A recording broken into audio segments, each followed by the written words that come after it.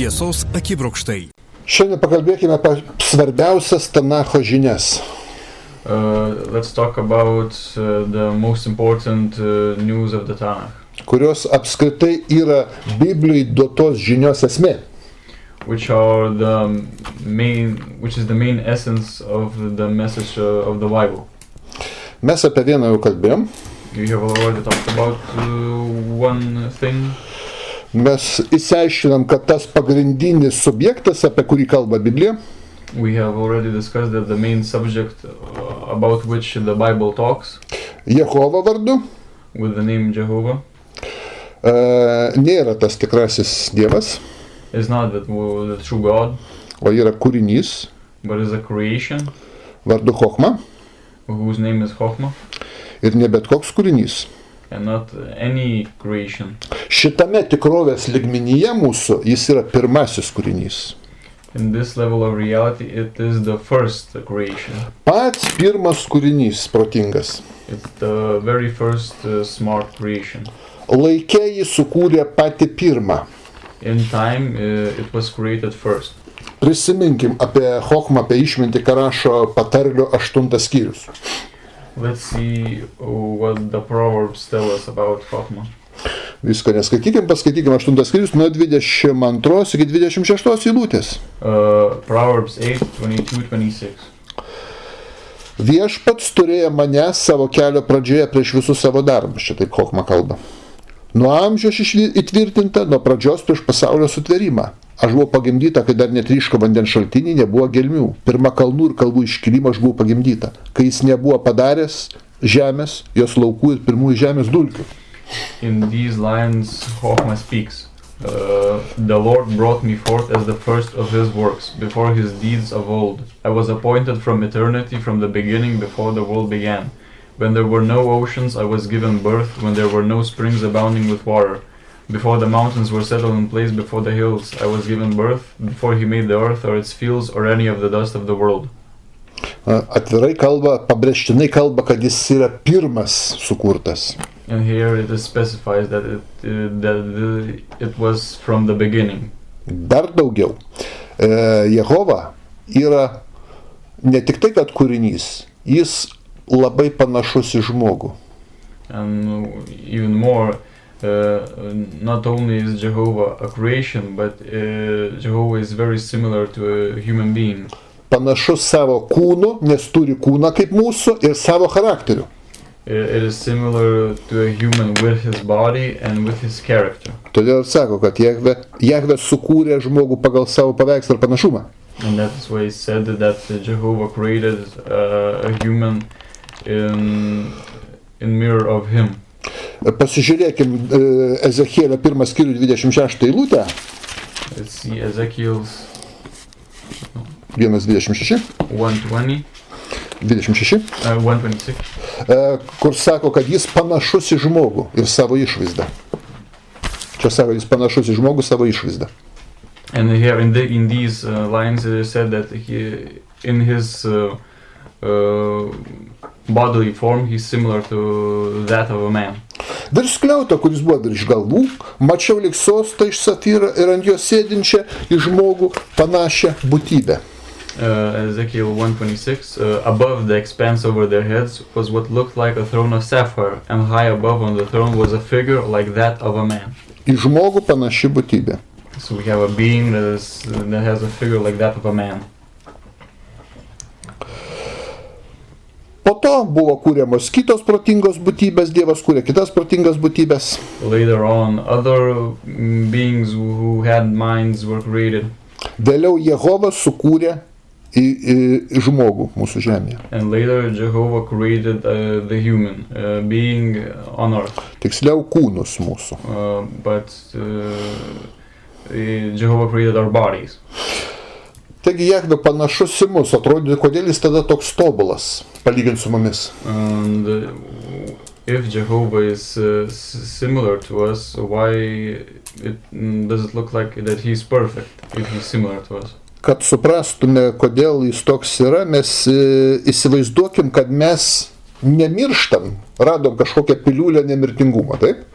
And to understand this discrepancy between Jehovah's perfectness and us, we may imagine that we as humans, we find a pill of immortality.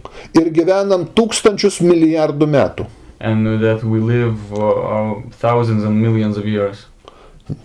Turėdami atmintį and having a memory. Ir per tokį ilgą laiką kaupdami patirtį ir žinias.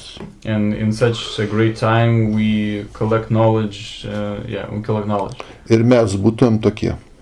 And in this way we would also get similar to Jehovah. Juk per gyvenimą mes sukaupėm nemažai žinių, patirties. In one life we gather a lot of knowledge. Yeah. Protingesni net padaro išradimus, atranda kažkokias technologijas. And smart people even make inventions, find out new things. O jeigu milijardus metų gyvenam, mokomės, pažįstam ir patiriam. But what if we lived billions of years, what would we know then? Mes tobulai įvaldytumėm pasaulį, visatą. We would rule and master the universe with perfection. Gamtos jėgas. The forces of nature. Savo kūną. Our own bodies. Sukurtum tokias technologijas, kad protų neapsakomas. We would create technologies that are beyond our understanding. Įsivaizduokim, žmogus net labai trumpai gyvendamas. And we can imagine that even a person who lives not so long. Vien tik pasinaudodamas praeitų kartų kažkokią patirtim. And only by using the experiences of the generations before him or her. Ir tai sukūrė televiziją. Can create television. Radiją. Radio, telefoną, internetą, organų persodinimus, transplantation of organs, nupjautų galūnių priauginimą, the regrowth of the cut off limbs, elektrą, povandeninius laivus, electricity submarines. Įsivaizduokim, jeigu dabar prisikeltų žmogus, kuris miręs prieš 200 metų, vos prieš 200 metų. We can imagine that if a person who died 200 years ago, jam tai atrodytų kaip pasaka. These technologies would look like a fantastic story. Pasakose, kurias jam vaikystėje skaitė mama, tokių dalykų nėra. Even in those fantasies that were in that person's years weren't even imagined, these types of technologies. Neįmanomi dalykai. These were impossible things at those times. Šiandienės technologijos jos tobulesnės už 1001 nakties pasakų skraidantį kilimą. These contemporary technologies are far more advanced than the flying carpet that is talked about in the book 1001 Nights. O dabar įsivaizduokim, žmogus milijardus metų gyvena ir kaupia žinias ir patirtį. But then we can imagine what would happen if a person could collect knowledge for thousands and millions of years. Mums jis būtų Dievas. For us, that person would be a God. Protų nesuvokiamas. It would be beyond our reason. Tarp mūsų ir tokio žmogaus būtų distancija intelektualinė panašiai kaip tarp mikrobo ir žmogaus. In the distance between our knowledge and that person's knowledge who would have lived for thousands or millions of years would be very, very immense. Įsivaizduokim, išvaizda ir charakteris panašus. And we can imagine that the appearance and the character may be similar. O žinios, patirtis ir technologijos milijardus kartų didesnis. But the knowledge and experience would be a million times greater than ours. Todėl Biblija nėra jokios mistikos. So there's no mysticism in the Bible. Kalba apie labai realų dalyką. Here is talked about a very real thing. Apie tobuliausią gyvybės formą mūsų visatoje. About the most perfect life form in our universe. Turėdamas kūną kaip mūsų. While having a body like ours. Jahve reikalinga skraidančios technologijos erdvėj. Jehovah needs flying machines to move around space. Nes jis turi kūną kaip mūsų. Because he has a body like ours. Todėl Jahvei dažnai tenka atvykti mūsų žemę, pasižiūrėti, kas ir kaip. And so, because Jehovah has a body, he has to travel to earth to see what is happening there. Biblija atvirų tekstų kalba, kad tiesiog atvykdavo Jehova pasižiūrėti. And Bible says in open text that Jehovah used to come and check on earth. Kartais tekdavo jam įsikišti, pataisyti kažką. Sometimes he would have to interfere and fix something. Kaip pavyzdžiui, pradžios knygos 11 skyrius 5 eilutė. Like Genesis 11:5. Viešpats Jehova nužengė pasižiūrėti miesto ar bokšto, kurį žmonės statė. But the Lord, Jehovah, came down to see the city and the tower that the men were building. Žydai ir krikščionys galvoja, kad čia aukščiausiasis Dievas. The Jews and Christians think that this is the highest God. Argi visur esančiam visažiniam Dievui reikėtų nužengti pasižiūrėti? Does an omnipotent and all-knowing God needs to travel and see what's happening on earth? Jisgi juk yra visur esanti dvasia, visažinanti. It's a spirit that's everywhere and it knows everything. O šitam reikia iš dangaus nusileisti, pasižiūrėti. But this being needs to come down from the heavens and see what's happening. Čia kaip tik kalba apie protingą gyvybės formą, bet kur yra kūrinys. And we can understand that here it is talked about a being that has a mind but is a creation. Pažiūrėkim dar pradžios knygos 18 skyrių. We can see Genesis 18, 20-21 eilutės. 20-21. Ten rašo, viešpats, tai yra Jehova, tarė, Sodomas ir Gomora šauksmas yra garsus, o jų nuodėmė labai sunki. Aš nusileisiu ir pažiūrėsiu, ar jų nusikaltimai atitinka šauksmą pasiekusi mane, jeigu ne, aš sužinosiu. And then the Lord, Jehovah, said, the outcry against Sodom and Gomorrah is so great and their sin is so grievous that I will go down and see if what they have done is as bad as the outcry that has reached me. If not, I will know. Akivaizdu, kad tai nėra tas aukščiausiasis Dievas. It's easily seen that here it's not the highest God. Kad tai ribotas erdvėje ir laike kūrinys. That is that here it is talked about a being that is confined by space and time. Žinoma, be galo tobulesnis už mus. But it is by far better than us. Žinoma, įvaldęs visatos ir gamtos jėgas taip, kaip mums net įsivaizduot sunku. And this being controls the forces of nature in the way that is hard for us to understand. Bet vis dėlto kūrinys. But in any way it is still a creation. Todėl žydai ir krikščionys sakydami, kad čia ir yra aukščiausiasis Dievas, kuris nusileido pasižiūrėti. And so the Jews and Christians, by saying that here that the highest God had come down to see, daro stabmeldystės nuodėmę, yra stabmeldžiai. Make a sin of the idolatry. Kūrinį laiko Dievu. Because they are holding a creation as God. Kadangi Jehova yra kūrinys, because Jehovah is a creation, milžiniškiam atstumams visatoj įveikti jam reikėjo technologijų. To travel very long distances in space, Jehovah needs some kind of technologies. Tam tikrų susisiekimo priemonių. Some types of means of transportation. Su kuriomis atkeliaudavo ir nusileisdavo į žemę. And with these means, Jehovah would travel and would come down and see the earth. Juk Biblija kalba, kad Dievas iš dangaus nusileisdavo į žemę. And the Bible says that God would come down from heaven. Beje, visų kultūrų, visų tautų religijos ir mitai kalba, kad Dievas arba dievai kadaise nusileido į žemę. And in all the religions of the world and mythologies, it is talked that gods or God would come down from heaven to earth. Dabar pamąstykim logiškai. Now let's think logically.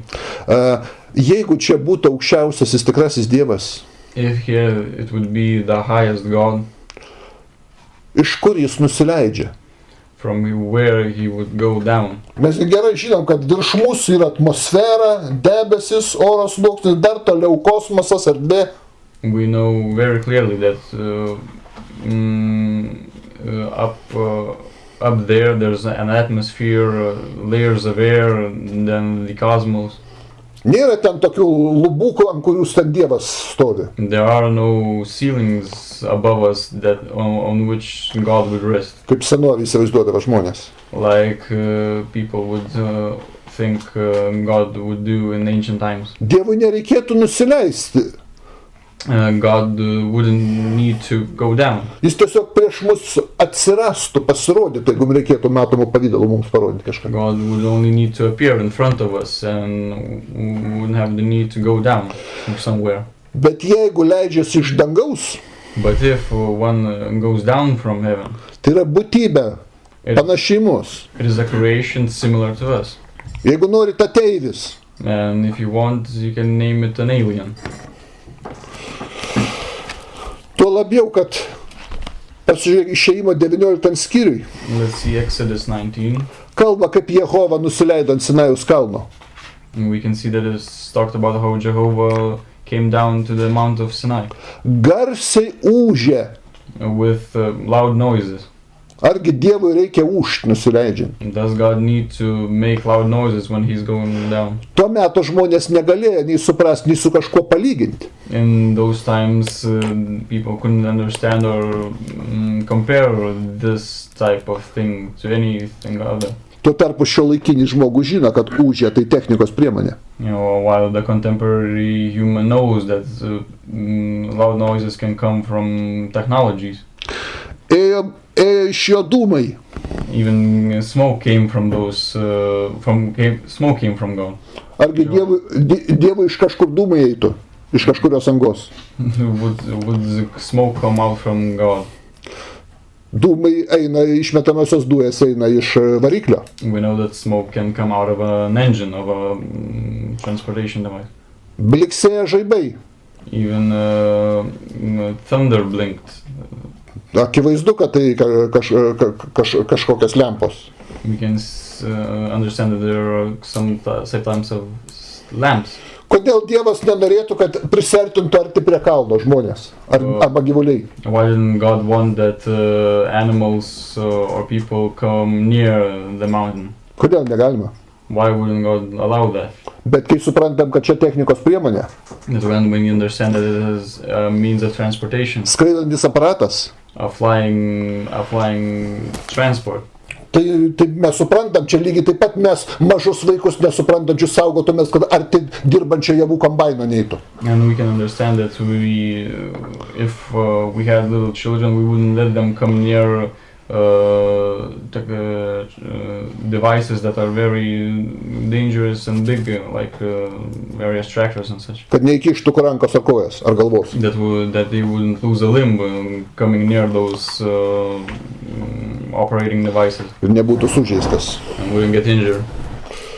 O kai užlipo Mozė 70 seniūnų ant kalno, And when Moses and 70 seniors came to the mountain, juos įsivedė į kažkokį vidų, kur buvo grindys melsvos ir gražios. and they came to a place which had blue tiles. Ar čia Dievas grindis ištiesė ant kalno viršūnės? And did God put down some kind of blue floor on the mountain? Akivaizdu, kad kalbam apie aparatą. It's evident that here we just talked about some kind of technological thing. Arba Ezekėlio pirmas skyrius. Or in Ezekiel's first chapter. Kalba apie kažkokią skraidantį aparatą. Here in that chapter there's talk about some kind of flying thing Kuris turi ratus. which has wheels. Angelas ar Dievas argi turėtų ratus. Would an angel or God have wheels? Ir vadino Ezekėlis sako, kažkokie ratai iš dangaus. And Ezekiel tried to understand that thing and named it some kind of wheels from the heaven, Kuris ūžia kaip viesulas. which makes sound like a tornado. Angelas ar Dievas Kristų argi ūžtų kaip viesulas. If a God or an angel would come, would those beings make any sound like a tornado? Sako, ta būtybė nusileidžiant iš dangaus iš priekio ir iš užpakalio pilna akių. And the prophet said that when that thing landed, it had eyes from front and back. Tiesą sakant, jeigu dabar prikeltume Ezekielį mūsų laikais, But if we can imagine if we would revive Ezekiel in these times. Ir naktį jam parodytume važiuojantį automobilį. And during the night we would show him a driving vehicle. Kurio priekį ir užpakalį lempos šviečia. Which has lamps in the front and the back. Mirksi posūkiai. Which with blinking signals with blinking turn signals. Kokiais žodžiais apibūdintų? What words would Ezekiel use to describe this thing? Sakytų kažkokią būtybę spindinti it metalas su akimis iš priekio ir iš užpakalio. He would probably describe it that vehicle as some metal being which has eyes in front and in the back. Tai mes galim šiais laikais palyginti, supras, kad tai aparatas. But in our contemporary times we can compare and say that there is a type of vehicle. Senovės žmogus negalėjo suprasti ir palyginti, nes jis nežinojo, kas tai yra, neturėtų. But the people in ancient times did not have these things to compare them with. Dar daugiau Jehova sėdi kabinoj. And even more, Jehovah sits in a cabin. Atsiverskime Ezekielio 1 skyrius 26 eilutė. We can see Ezekiel's first chapter 26. Virš skliauto, kuris buvo virš jų galvų, mačiau lyg sosto, iš safyro ant jo sėdinčiai žmogų panašią būtybę. Above the expanse over their heads was what looked like a throne of sapphire, and above on the throne was a figure like that of a man. Sėdi į žmogų panaši būtybė, kažkur, kurį gaubia kaip skliautas. And there we can see that there sits a figure like that of a man with an expanse over their heads. Nu, tų laikų savokom bando prašyti kabiną. And here we can see that a cabin is being described in the terms of the ancient times. Šiandien tai aišku. Kaip Elija pasiėmė į dangų ir išskraidino. When Elijah was taken to heaven. Kažkoks spindintis aparatas. Some kind of transportation. Ką tuomet autoriui užrašyti belieka? What could a person of those times write down? Kažkoks ugninis vežimas į dangų pasiėmė. Of that type of event, when Elijah was taken to heaven with transport, one can of those times talk about a transportation with fires and such. Todėl dar prieš 300 metų žmonės skaitydami Bibliją negalėjo to suprasti. And only 300 years ago, people who read the Bible weren't capable to understand these things. Šiandien mes galim daugiau pasakyti negu ankstesni žmonės. But today, in these contemporary times, we can say more than those people in those times. Štai kodėl sakau, yra didžiausia kvailystė vadovautis įvairiais Biblijos komentarais rašytais prieš kokį 1000 metų ar daugiau. And that's why I claim that it is stupid to follow commentaries of the Bible that were written about 1000 years ago. Oi, sako, rašis pasakė tai ir ana. And some people say that, Rashi said one or another thing. Oi, Rambanas pasakė tai ir ana. Or Ramban said one thing or another. Ten žmonės, kurie net nežinojo, kas yra elektra. But these were people that didn't even know what was electricity. Nes turėjo supratimą, kas yra lėktuvas. They had no understanding of what is a plane. Nežinojo, kas yra atomas. They did not know what is an atom. Nežinojo net, kad Žemė apvali. They didn't even know that the earth is round. Kaip galima vadovauti šiais laikais su archainiais senoviniais komentarais? How can one follow some archaic and ancient commentaries? Tai nusikaltimas bibliniam tiesos ir progreso įstatymui. It's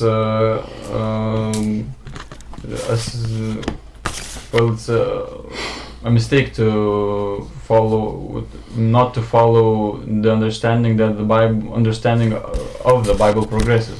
Kada mes pradedam žiūrėti šiuolaikinio žmogaus akimis į Bibliją, but when we see the Bible with contemporary eyes, dingsta bet kokia mistika ir daug dalykų atsistoja į savo vietą.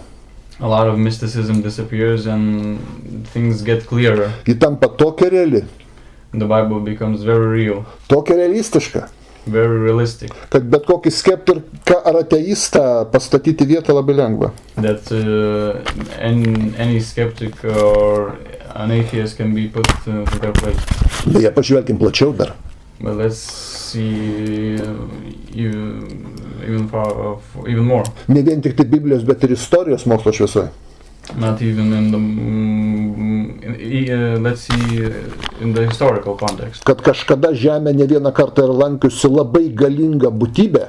That the earth was visited by a very strong being. Ar būtybės. Or a very strong being. Tai paaiškina, kodėl senoviai buvo pastatyti tokie didžiuliai milžiniški megalitiniai statiniai. And this way it is explained why in ancient times there were very megalithic structures built. Kurių tuo meto žmogus akmens amžiaus sąlygom niekaip negalėtų pastatyti. And those structures with the technologies of those ancient people weren't even possible to build. Nes kad tokius didžiulius akmenis pjaustyti arba kelti vieną ant kito, tam reikalingos technologijos. And even to cut stones in that way and put them one on the other, it's not an easy job and very advanced technologies are needed. Aš dabar visų tų istorinių smulkmenų peritetijų dabar nepasakosiu dėl laiko trūkumo. Because we don't have a lot of time, I will not go in deeper into these historical subtleties. Bet paskaitykit, pasidomėkit, iš kokių akmenų pastatytos Gizos piramidės. But you can research yourselves how from what kind of stones the Giza pyramids are built. Kokie akmenys naudoti statant Pietų Amerikoje Machu Picchu miestą? What kind of stones were used when the Machu Picchu city in South America was built? Dabartinė Libane yra išlikusios Baalbeko šventyklos fragmentai. In contemporary Lebanon there are Baalbek temple remains left.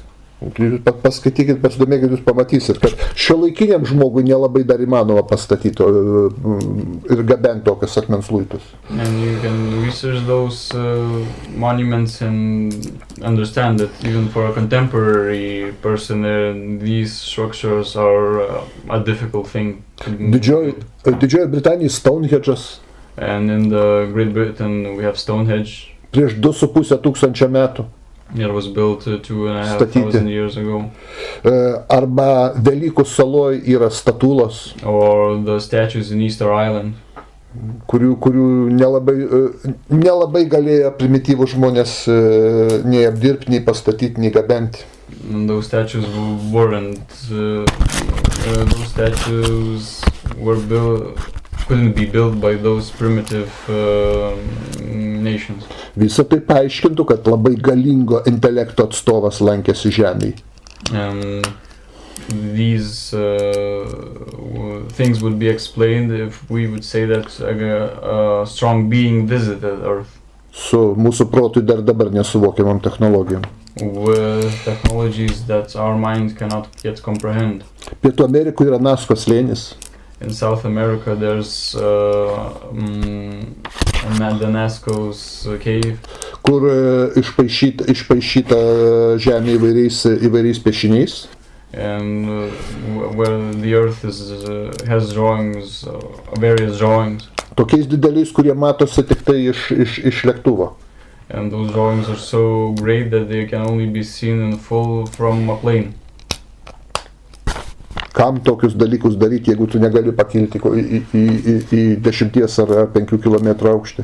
Why would one do these things if one cannot climb up a height of 10 or 15 kilometers? Taip pat paaiškėtų, kodėl senovėje randama daug piešinių ir statulėlių. And that you would say that great beings visited Earth, it would be explained that why there are a lot of statues and drawings in ancient times. Kur vaizduojami žmonės su skafandrais. Where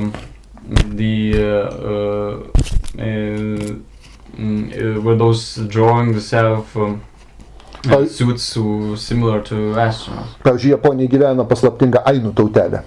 And for example, in Japan there lives an mystical Ain nation. Jų protėviai senoviai gamindavo dogų statulėlės, vadinamas dogų. And their ancestors made dogu statues. Kur akivaizdžiai mes matom kosmonautą. In which we can clearly see a cosmonaut. Žmogų, kur visas kūnas įvilktas į kažkokį kostiumą, skafandrą ir uždėti didžiulį akiniai per visą veidą. And in which the being has a suit similar to an astronaut and has helmets and such. Taip pat Saharos dykumoje And in the Sahara Desert, randami piešiniai the drawings are found uolose. in caves. Kaip žinot, kažkada Sahara nebuvo dykuma. And as you know, Sahara once wasn't a desert.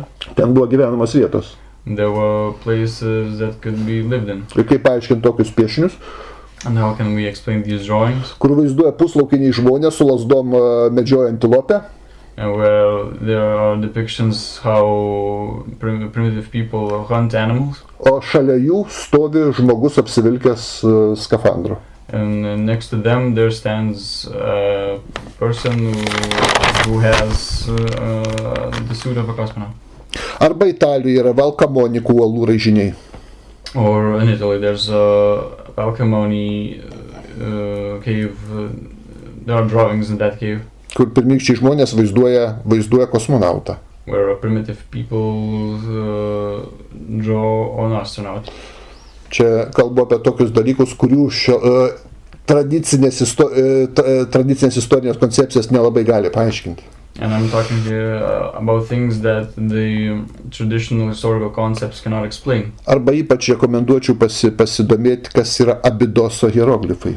And I would recommend to research the Abandoned Hieroglyphs. Įsivaizduokit, senovės Egipte, keli tūkstančiai metų prieš mūsų erą, And in ancient Egypt, several thousand years before our era, akivaizdžiai pavaizduotas iškaltas lentelį malūnsparnis, pavandeninis laivas ir lėktuvas. and we can see that in those hieroglyphs there are planes, submarines, and helicopters depicted. Arba Latino Amerikai Kostarikos teritorijai Or in Latin America and Costa Rica's territory. senoviai vaizduodavo mažus lėktuvėlių modelius. In the ancient times there were little plane models depicted in drawings. 1,5–2,000 metų senumo. In civilizations that were 2,000 or several thousand years old. Ir daug kitų dalykų atsistoja į savo vietą. And a lot of things get explained if we say that great beings used to visit Earth. Kažkada mus lankė aukštas protas, And we were once visited by a very high mind, kuris atskrido iš kažkur, nusileido iš dangaus. which came from somewhere of the universe and landed from heavens. Padarė nuostabių dalykų, kurių likučiai ir šiandien išlikę ir negalim paaiškinti. And made great things that remain to our still, and those things remain to us, and we cannot explain them. Galbūt įsikiša į žmogaus ar gyvūno evoliuciją. Maybe these beings interfered with the evolution, Genų inžinerijos pagalba. with the engineering of genes.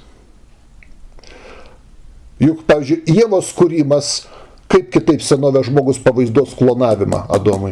And Motors. for example, the creation of Eve, how would a person of ancient times depict a cloning of a human being? Kūnas iš mano kūno, sako.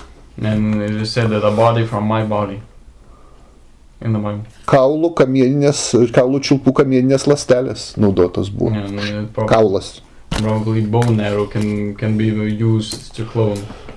Biblija kitom akim atsiveria. The Bible shines in a new light, Kaip nepaprastai racionali realistiška knyga. like a very rational book. Biblist. Taip pat paaiškina daugelį religijos ir mitologijos tokių dalykų kaip skraidantis aparatai.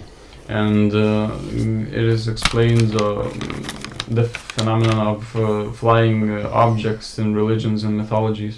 Pavyzdžiui, senovės indų religiniam kūriny Mahabharatoje And in the ancient texts of Mahabharata, kalba apie skraidyklės, kurios skraido dangumi ir atmosferą, vadinamieji vimanai. and they are depicted vimanas who fly around the heavens.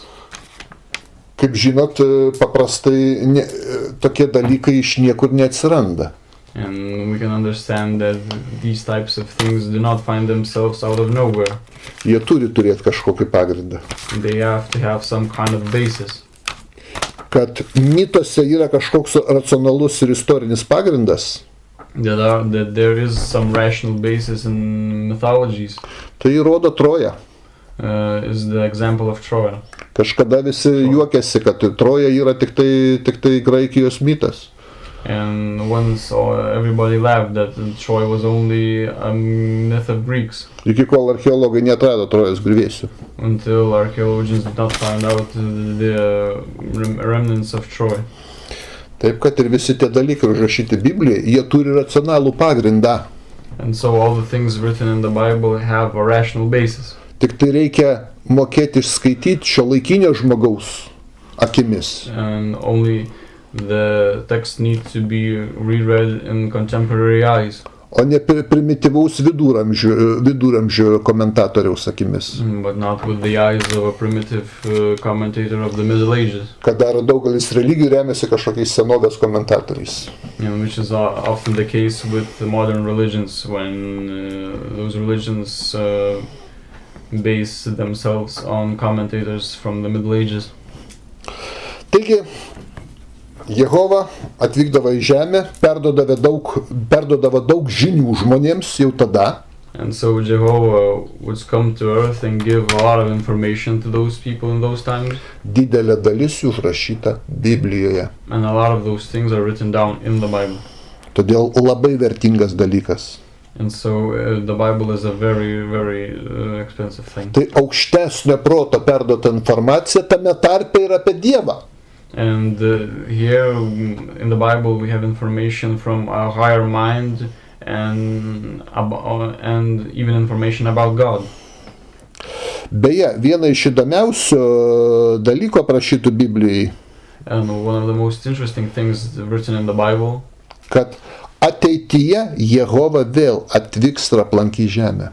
that Jehovah in the future will come again and visit earth. Kai žmonija šiek tiek pribręs, When humanity will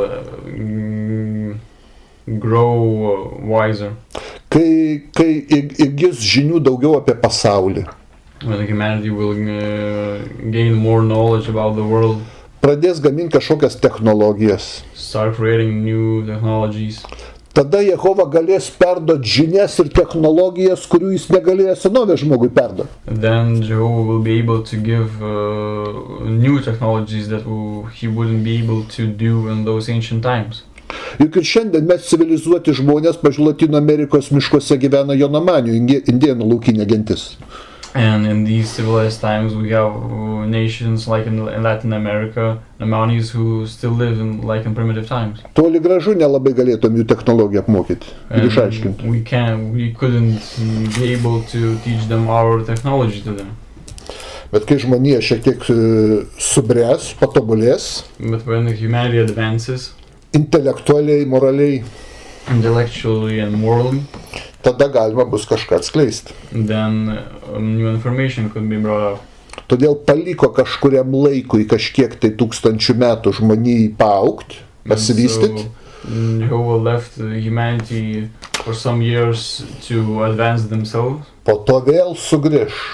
And then after maturing, Jehovah will return again. Ne tik Biblija. But not only the Bible.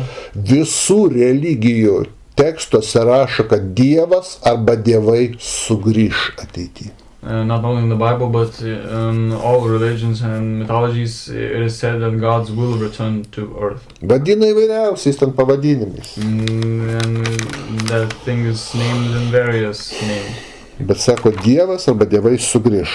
But it is claimed that God or gods will return back. Na, mes paskaitykim šventajame rašte. So let's read the sacred scripture. Zacharija 14 skyrius 5 eilutė. Zachary, 14 skyrius, 14th chapter. 5 eilutė.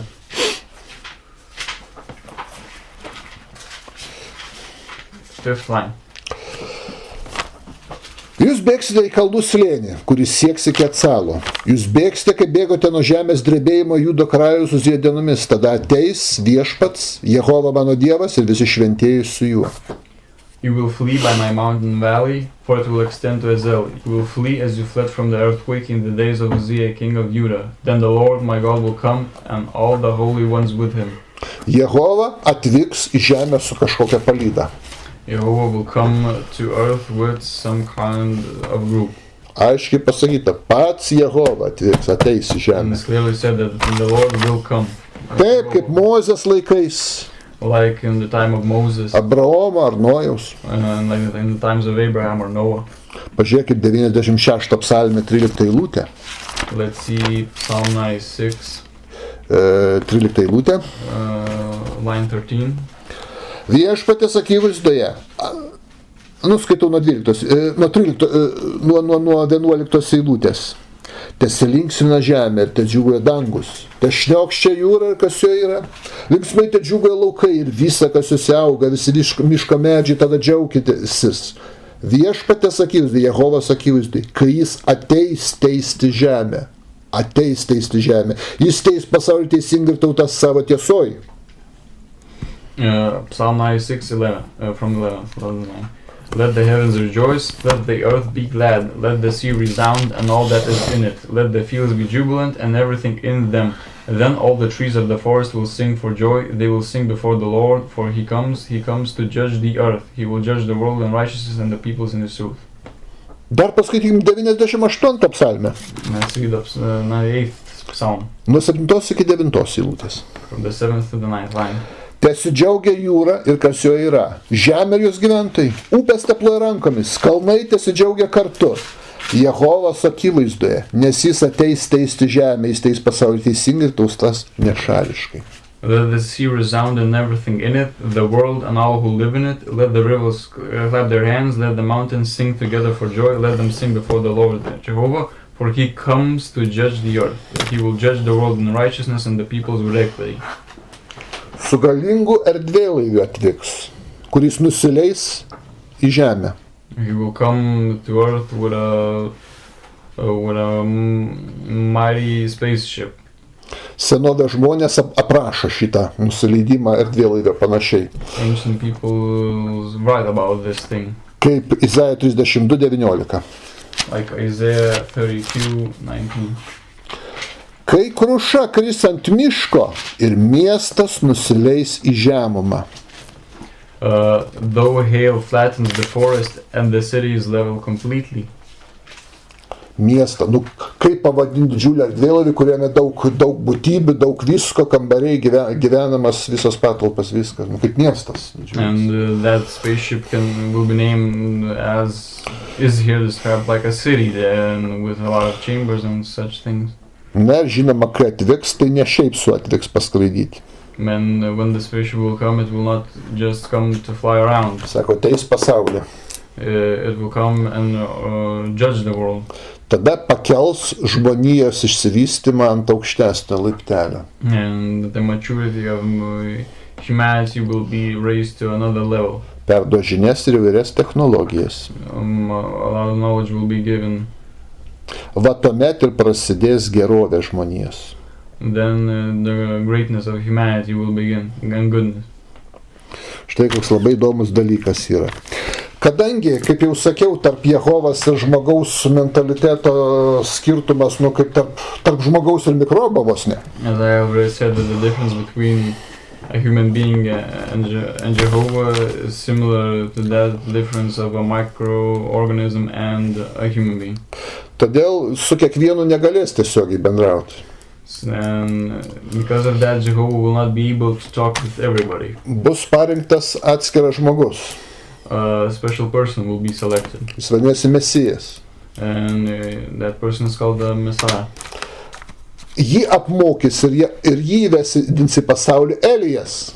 And that person will be taught and given to the world by Eliah. Prisiminkime, Elija pasiėmė pas save, įskraidino. We can remember that Elijah was taken to heavens. Pasaugojo jo gyvybę, kad jis nemirtų. And there his life is saved that he wouldn't die. Ir visą tą laiką Elija ruošia, mokina. And in that whole time Elijah is being taught. Ir Elijas paruoš Mesiją, Dovydą. So that Elijah would be able to prepare David for being a Messiah. Šituo pritaikytojų pasaulį ir vadovų taps Jehovos numylėtinis Dovydas. And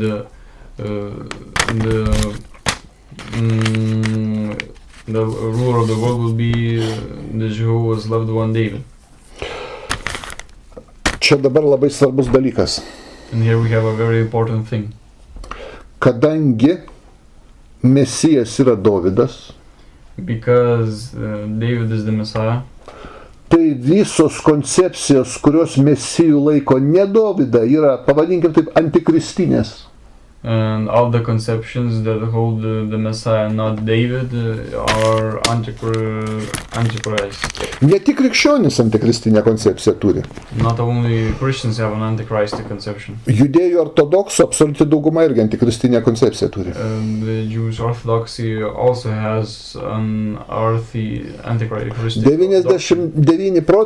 99,9% ortodoksų ir jų rabinų And 99% of the Jewish Orthodoxy and the rabbis sako, kad Mesijų bus ne Dovydas.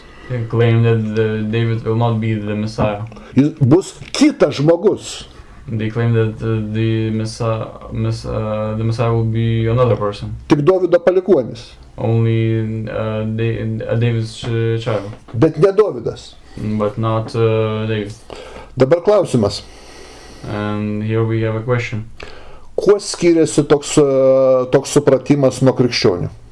In what way this type of understanding differs from the Christian one? Kas krikščionybė negerai?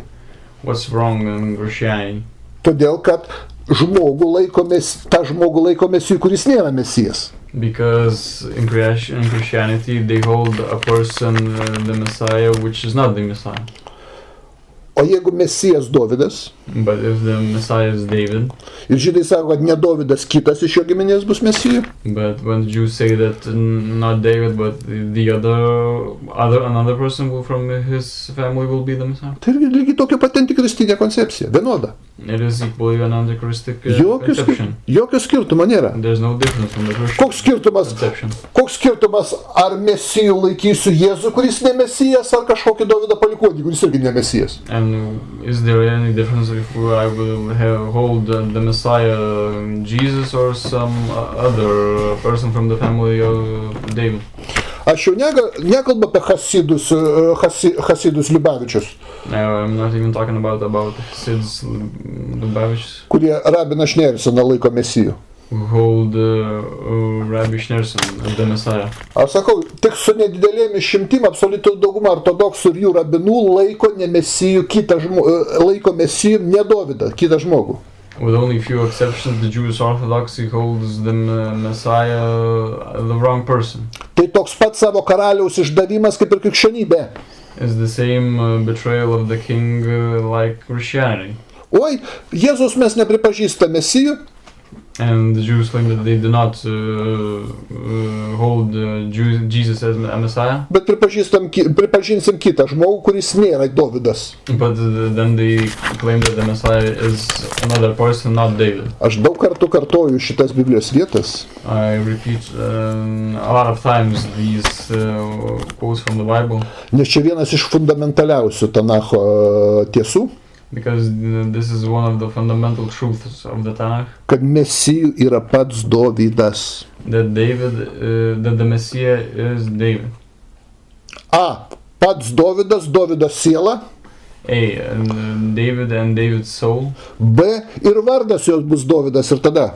And B, the Messiah's name will also be David then. Visa kita yra antikristai. All others an antichrist conception. Skaitom, Ezechielio 34 skyriaus, Let's read from Ezekiel's 34th chapter, 23-24 eilutės. 23:24. Aš joms, tai Izraelio avims, paskirsiu vieną ganytoją, kuris bus, kas ganys? Mano tarnas Dovydas. Jis jas ganys ir bus jų ganytojas. Jis. Aš, Jehova, būsiu Dievas, ir mano tarnas Dovydas bus jų kunigaikštis. Aš, Jehova, tai pasakiau. I will place over them one shepherd, my servant David, and he will tend them. He will tend them and be their shepherd. I, the Lord Jehovah, will be their God, and my servant David will be prince among them. I, the Lord, have spoken. Aiškiau nebegalima pasakyti. It couldn't be said any clearer. Ezechielio 37 skyrius. Ezekiel's 37th chapter, 24-25 eilutės. 24-25. Mano tarnas Dovydas bus jų karalius ir jie turės vieną ganytoją. Jie laikysis mano sprendimų ir vykdys mano nuostatus. Jie gyvens krašte, kuriame gyveno jų tėvai, kurie aš daviau savo tarnui Jokūbui. Jie, jų vaikai ir vaikų vaikai liks gyventi ten. Mano tarnas Dovydas bus jų kunigaikštis amžinai. My servant David will be king over them, and they will all have one shepherd. They will follow my laws and be careful to keep my decrees. They will live in the land I gave to my servant Jacob, the land where your fathers lived. They and their children and their children's children will live there forever. And David, my servant, will be their prince forever. Mūsų pozicija trumpas tikėjimo išpažinimas. Our position and quick explanation of our religion. Confession. A confession of our religion. Nėra kito mesijo išskyrus Dovydą. There are no other messiahs, only David. Kai musulmonai sako, nėra kitų dievų išskyrus Alachą, tai mes sakom, nėra kito mesijo išskyrus Dovydą. And like Muslims say that there are no other gods, only Allah, but we say that there are no other messiahs, only David. Jeremija 30 skyrius. Jeremiah's 30th chapter, 9 eilutė. 9th line. Jie tarnaus viešpačiui savo Dievui ir karaliui Dovydui, kurį aš jiems išugdysiu. Instead, they will serve the Lord, their God, and David, their king, whom I will raise up for them. Vakas tas karalius Mesijas, kuriam tarnau žydai ir visas pasaulis. And here we have the King Messiah, to whom the whole world will serve. Dovydas. Is David. Ozėja 3 skyrius. Hosea's 3rd chapter. 4-5 eilutė.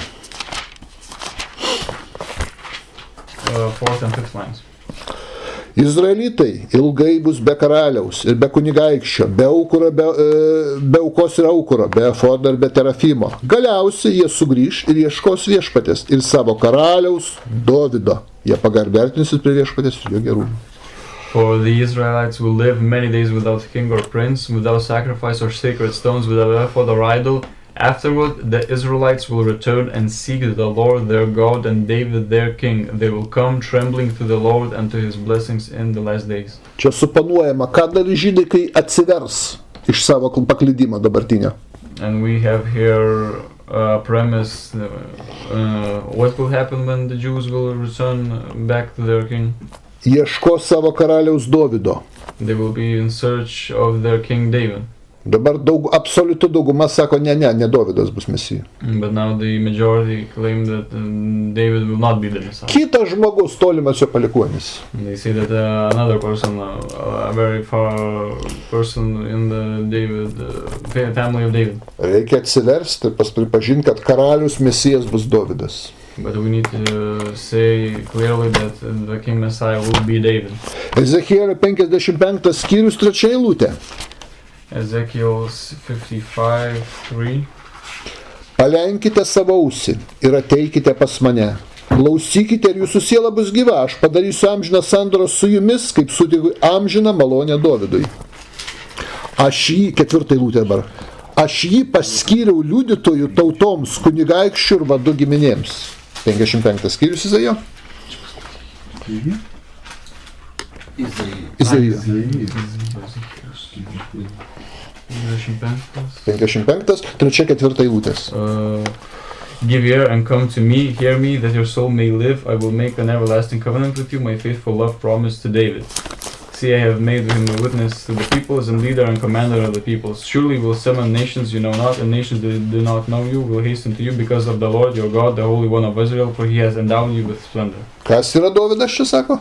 Who is David here?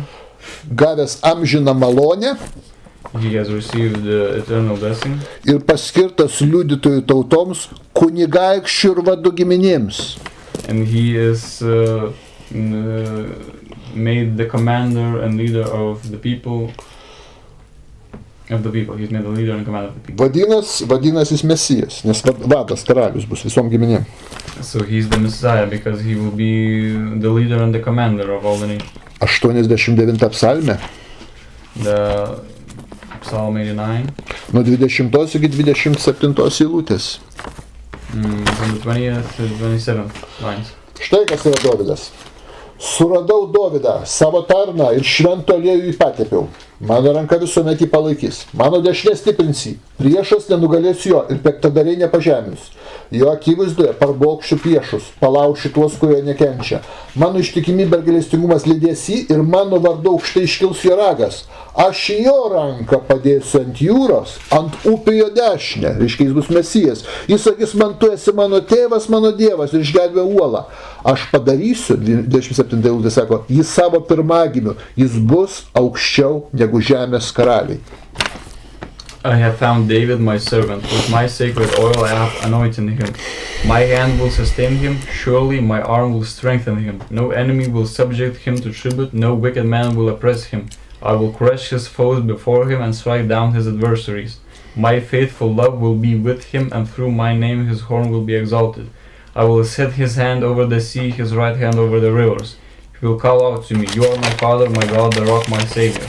I will also appoint him my firstborn, the most exalted of the kings of the earth. Taigi, Dovydas bus aukščiau negu žemės karaliai. He will be exalted, the most exalted of the kings of the earth. Atleiskit, aname gyvenime jis nebuvo aukščiau negu žemės karaliai. But in his previous life, he wasn't above all kings of the earth. Pasaulyje buvo didesnės ir stipresnės imperijas negu Izraelis. In those times, there were greater empires than Israel. Ateityje už tai bus. But in the future, David will be. O kas yra didesnis už žemės karalius? And who's greater than all the kings of the earth? Tik Mesijas. Only the Messiah. Dovydas yra Mesijas. And David is the Messiah. Ir jis dar kartą ateis su kūnu. And he will come again with a body. Amoso 9:11 paskaitykim. Amos 9:11. Amosas 9 skyrius, 11 eilutė labai įdomiai sako. Tada atstatysiu sugriuvusią Dovydo palapinę ir užtaisysiu jos plyšius, pakelsiu jos griuvėsius kaip seniau.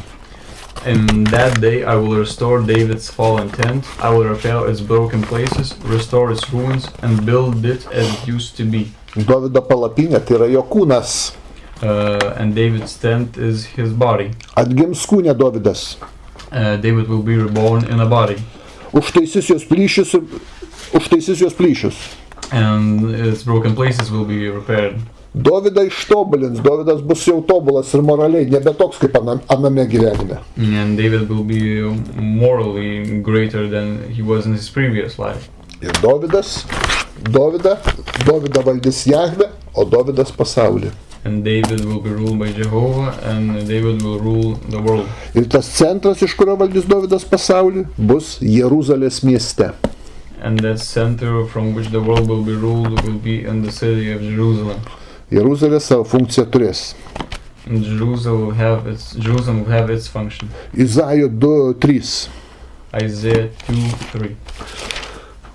Paskutinėmis dienomis viešpatės namų kalnas iškils aukščiau iš visus kalnus ir kalnius, jis suplūs visos tautos. Trečia eilutė sako, daug tautų ateis ir sakys, eikim prie viešpatės kalno, Jokūbo Dievo namus, kad jis mokytų mus savo kelių ir mes vaikštume jo takais, nes iš Siono išeis įstatymas, o iš Jeruzalės viešpatės žodis. In the last days, the mountain of the Lord's temple will be established as chief among the mountains. It will be raised above the hills, and all nations will stream to it. Many people will come and say, come, let us go up to the mountain of the Lord, to the house of the God of Jacob. He will teach us his ways, so that we may walk in his paths. The law will go out from Zion, the word of the Lord will go out from Jerusalem. Tautos bus mokomos iš Jeruzalės. The nations will be taught from Jerusalem. Jeremijo 3:17. Jeremiah 3:17. Tuomet Jeruzalę vadins viešpatės sostu. ir į ją susirinks visos tautos prie viešpaties vardo Jeruzalėje. Jie nebevaikščios pagal savo piktos širdies sumanimų. At that time they will call Jerusalem the throne of the Lord, and all nations will gather in Jerusalem to honor the name of the Lord. No longer will they follow the stubbornness of their evil hearts. Joelio 3 skyrius 16-17. Joel's 3:16-17. Viešpats suriaumos iš Siono. Jo balsas pasigirs iš Jeruzalės, dangus ir žemė sudrebės. Viešpats yra savo tautos viltis ir Izraelio vaikų stiprybė. Tada žinosite, kad aš esu viešpats jūsų Dievas, kuris gyvena Sione, savo šventame kalne. Jeruzalė bus šventa ir svetimiai nebemindžios jos. The Lord will roar from Zion and thunder from Jerusalem. The earth and sky will tremble, but the Lord will be a refuge for his people, a stronghold for the people of Israel. Then you will know with that I, the Lord your God, dwell in Zion, my holy hill. Jerusalem will be holy, never again will foreigners invade her. Michėja 4:8. Michėjas 4:8. Tu kaimenės bokštė, Siono dukters tvirtovė, tau bus sugrąžinta ankstesnė valdžia, Jeruzalės dukrai sugrįš karalystė.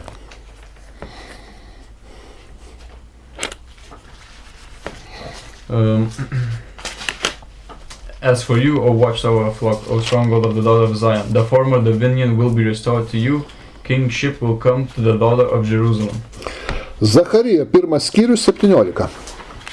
Zachary 1st chapter 17. Mano miestai bus perpildyti gerybių, viešpats paguos Sioną, vėl išsirinks Jeruzalę. Proclaim for this is what the Lord Almighty says. My towns will again overflow with prosperity, and the Lord will again comfort Zion and choose Jerusalem. Zacharija 2:12. Zachary 2:12. Viešpats vėl valdys Judą kaip savo paveldą šventame krašte ir Jeruzalė vėl taps išrinktuoju miestu. The Lord will inherit Judah as his portion in the Holy Land and will again choose Jerusalem. Zacharija 8:3. Zachary 8:3. Taip sako viešpats, sugrįžau į Sioną ir gyvensiu Jeruzalėje. Jeruzalė bus vadinama tiesos miestu, o kareivijų viešpatės kalnas šventu kalnu. This is what the Lord says. I will return to Zion and dwell in Jerusalem. Then Jerusalem will be called the city of truth, and the mountain of the Lord Almighty will be called the holy mountain. Izaijo 60 skyrius nuo 1 iki 3 eilutės. Isaiah 60th chapter. Nuo 1 iki 3. From the first to the third line. Kelkis ir šviesk Jeruzalę, nes tavo šviesa ateina ir viešpatės šlovė tau šviečia. Štai tamsa padengia žemę ir tautas, bet viešpats pakels virš tavęs ir jo šlovė bus matoma tavyje. Tautos ir karaliai ateis prie tavo šviesos spindesio. Arise, shine, for your light has come, and the glory of the Lord rises upon you. See, darkness covers the earth, and thick darkness is over the peoples, but the Lord rises upon you, and his glory appears over you. Nations will come to your light, and kings to the brightness of your dawn. Jeruzalėje taip pat bus atstatyta šventikla. And also the temple will be rebuilt in Jerusalem. Trumpai apie šventiklą pakalbėkim dar. And briefly about the temple. Tai ne tik religiniai ritualai kažkokie, religinis centras. The temple is not only a center of rituals and such. Ar jums nekyla klausimas, prie sandoros skrynės Mozė arba vyriausias kunigas turi ateiti ir iš ten kalbą su juo Jahve? Doesn't thing come to mind when we understand that in that temple near the covenant chest Jehovah would come and speak face to Moses. Pastatykit stilizuotus cherubus, svarbu, kad sparnai būtų labai ištiesti. And the commandment is given to build cherubims which touch with their wings. Nu, sunku būtų žydam aiškinti apie antenas, ar ne? It would be hard to explain to the Jews about some type of antennas. Nu, padarykit stilizuotus cherubus, va sparnai va tokie, va išmatavimą, tokie matai, taip ištiesti, taip pasvirė. And all of the dimensions of that statue of cherubim is given instead of just saying to build an antenna. Kad gaudytų kažkokias bangas. To catch some types of waves, radio waves. Ir iš tuščios skrynios, kurio tik plokščios, daugiau nieko. And from an empty covenant chest only with those plates. Per dangtį eina balsas, kalba Jehova. And from that chest a voice comes. Nu, padėkim, racija, imtuvas. And we can see it's like a radio. Susisiekimas su ta gyvybės ir sąmonės forma, kuri vadinasi Jehova. A communication with that mind that is Jehovah. Kai jis pasitrauks. When the Jehovah will be away from us. Šiaip tai, kai žydai keliavo per Sinajaus dykumą. When the Jews traveled along the desert of Sinai. Nu, pagalvokit, prieki jų judėjo kažkoks objektas cigaro formos. And in front of them there was a moving object in the form of a cigar. Diena cepelinų spalvos. And they with a bleak type of color. Už tai pavadindavo tarsi kažkokie dūmai, tarsi debesis. And then because of that it was described as a type of cloud or smoke. O naktį jis jau įsijungdavo šviesą, šviesdavo kelią. But during the night that object would then light up and show the way with lights. Kažkoks NCO cigaro formos, ne? Like a UFO in the form of a cigar. Labai akivaizdu. Ir vėliau, kada reikia pasitarti kažkokios informacijos, ateini būtent į tamsią patalpą, į kurios niekas negali ateiti. And then when one has to communicate, then one comes to a dark room. Tai tik psichas gali galvoti, kad šitoj kamaroj tamsoj gyvena kažkokia būtybė, pats Dievas. Ar angelas. An insane person can think that in such a dark room an angel or some type of being lives. Negaliu tiksliai pasakyti, kaip transliuodavo, ar tik tai garsas. I can't really exactly say how the information was given or ar ir vaizdo ryšys buvo. By translation of sound or even video. Bet kad ne vien tik ritualinė dėžė tai. But that the covenant chest is not only a chest. Ir už tai prisiliest prie jos neduodavo niekam. And that's why nobody was allowed to touch that chest. Ne specialistui. For a person that is not a specialist. Kad neprispaudytų ir neatreguliuotų. Kažko. That somebody wouldn't press various buttons and do some nonsense. Žinot, kažkokia kompiuterį ar ką ten mažam vaikui irgi, arba katinui negali leisti labai, kad dar lakstytų su kojom paklavišus. And you can understand that for a little child or for a cat, you can't let them press a computer because you can press the wrong buttons and such things. Už tai ten buvo, ar ten kažkoks radiacinis ar energetinis fonas, kad tai netgi mirdavo nuo to. And there was maybe even a radioactive elements that made the people drop dead when they touched that thing. Štai kokia pagrindinė šventyklos funkcija. And this is the main function of that temple. Na, prie jos eina visos kitos funkcijos. And next to that function, all other ritualinė, šventinė, politinė. And all the ritual, political festivities and such things. Bet tikra funkcija tai, kad vyriausias kunigas. But the main function is that the highest priest. Vieną kartą per metus jisai kalbėdavosi per tą ryšį. It's his duty at least once per year to talk through that radio. Turėjo kažkokius ten aparatus pajungimui. Had some types of things to connect to. Be kurių ryšys neveiks. Without which the connection wouldn't be established. Kažkokios elektroninės kortelės. Maybe some electronic cards and stuff. Jos vadėsi Urimas ir Tumimas. We shall name the Urima and Tumim. Visai kitai Biblija skaitosi, ar ne? Gana realus. The Bible shines in different light. Na, paskaitykime apie šventyklos atstatymą ateityje. Let's read about the rebuilding of the temple. Zacharija 1:16. Zachary 1:16. Todėl taip sako Viešpats, aš pasigailėsiu Jeruzalės, mano šventykla bus statoma joje. Therefore this is what the Lord says, I will return to Jerusalem with mercy, and there my house will be rebuilt, and the measuring plan will be stretched out over Jerusalem, declares the Lord Almighty. Zacharija 6:12. Zachary 6:12. Taip, sako kareivijų viešpats, štai vyras, kurio vardas Atžala. Jis išauks iš savo vietos ir pastatys viešpatės šventyklą. Tell him this is what the Lord Almighty says. Here is the man whose name is the branch, and he will branch out from his place and build the temple of the Lord. Iš savo vietos, iš ten, kur kadaise judėjęs Betliejui gimė.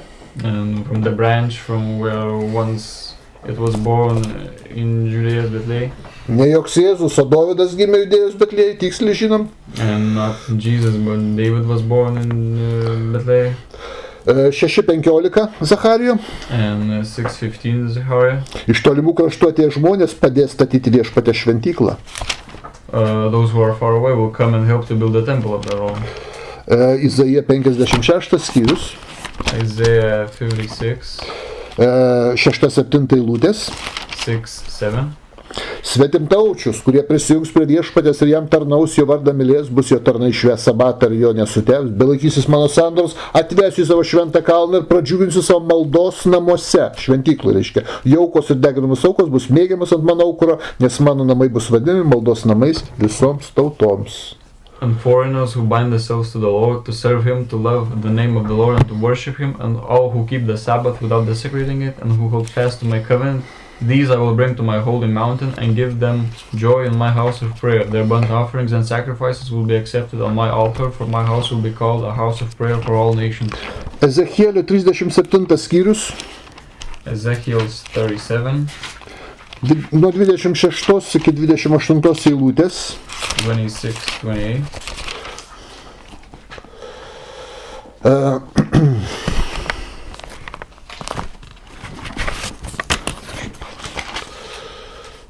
Aš sudarysiu su jais taikos sandorą, kuri bus amžina. Aš juos įkurdinsiu ir padauginsiu savo šventyklą, amžiams pastatysiu tarp jų. Aš gyvensiu tarp jų ir būsiu jų dievas, jie bus mano tauta. Kai aš atstatysiu amžiams savo šventyklą tarp jų, tauta žinos, kad aš viešpats pašventinu Izraelį. I will make a covenant of peace with them. It will be an everlasting covenant. I will establish them and increase their numbers, and I will put my sanctuary among them forever. My dwelling place will be with them. I will be their God, and they will be my people. Zacharijo 14 skyrius. Zechariah 14th chapter. Nuo 16 iki 21 eilutės. 16-21.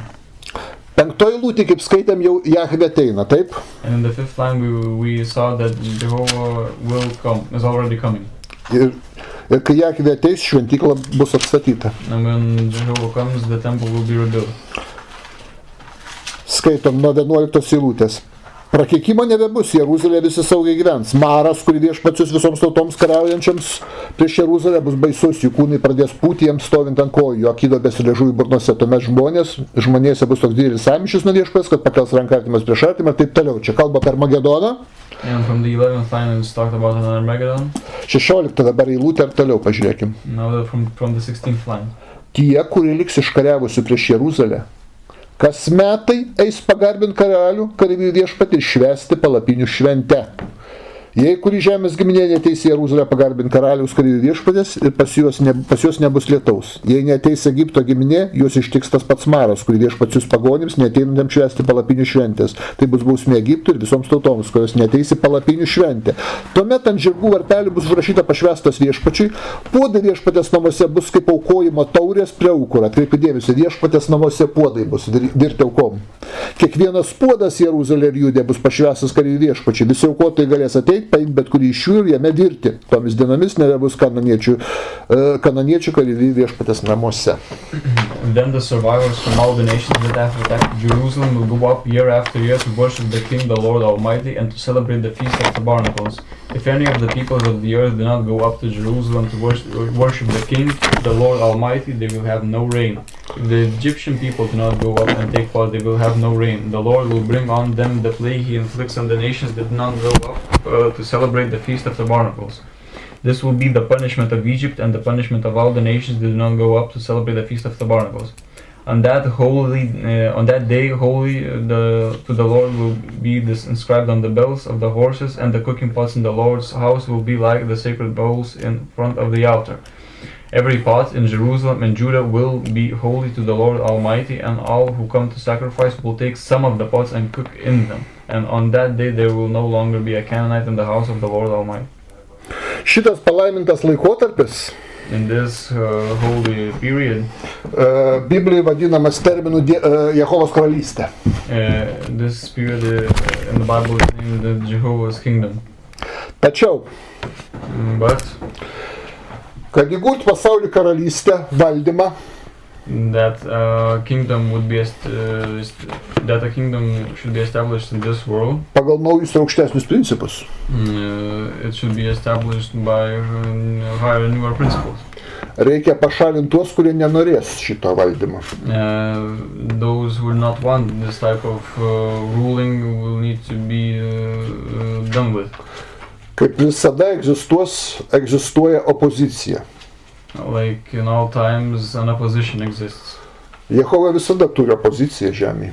Jehovah always has an opposition on earth. Ir visada jis ją sunaikina.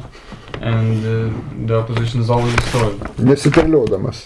And without making any dirt. Tai tak ją reikės pašalinti, kad žemėje savo valdymą įvesti. And so in this way, Jehovah will need to eradicate the opposition to erect his new kingdom.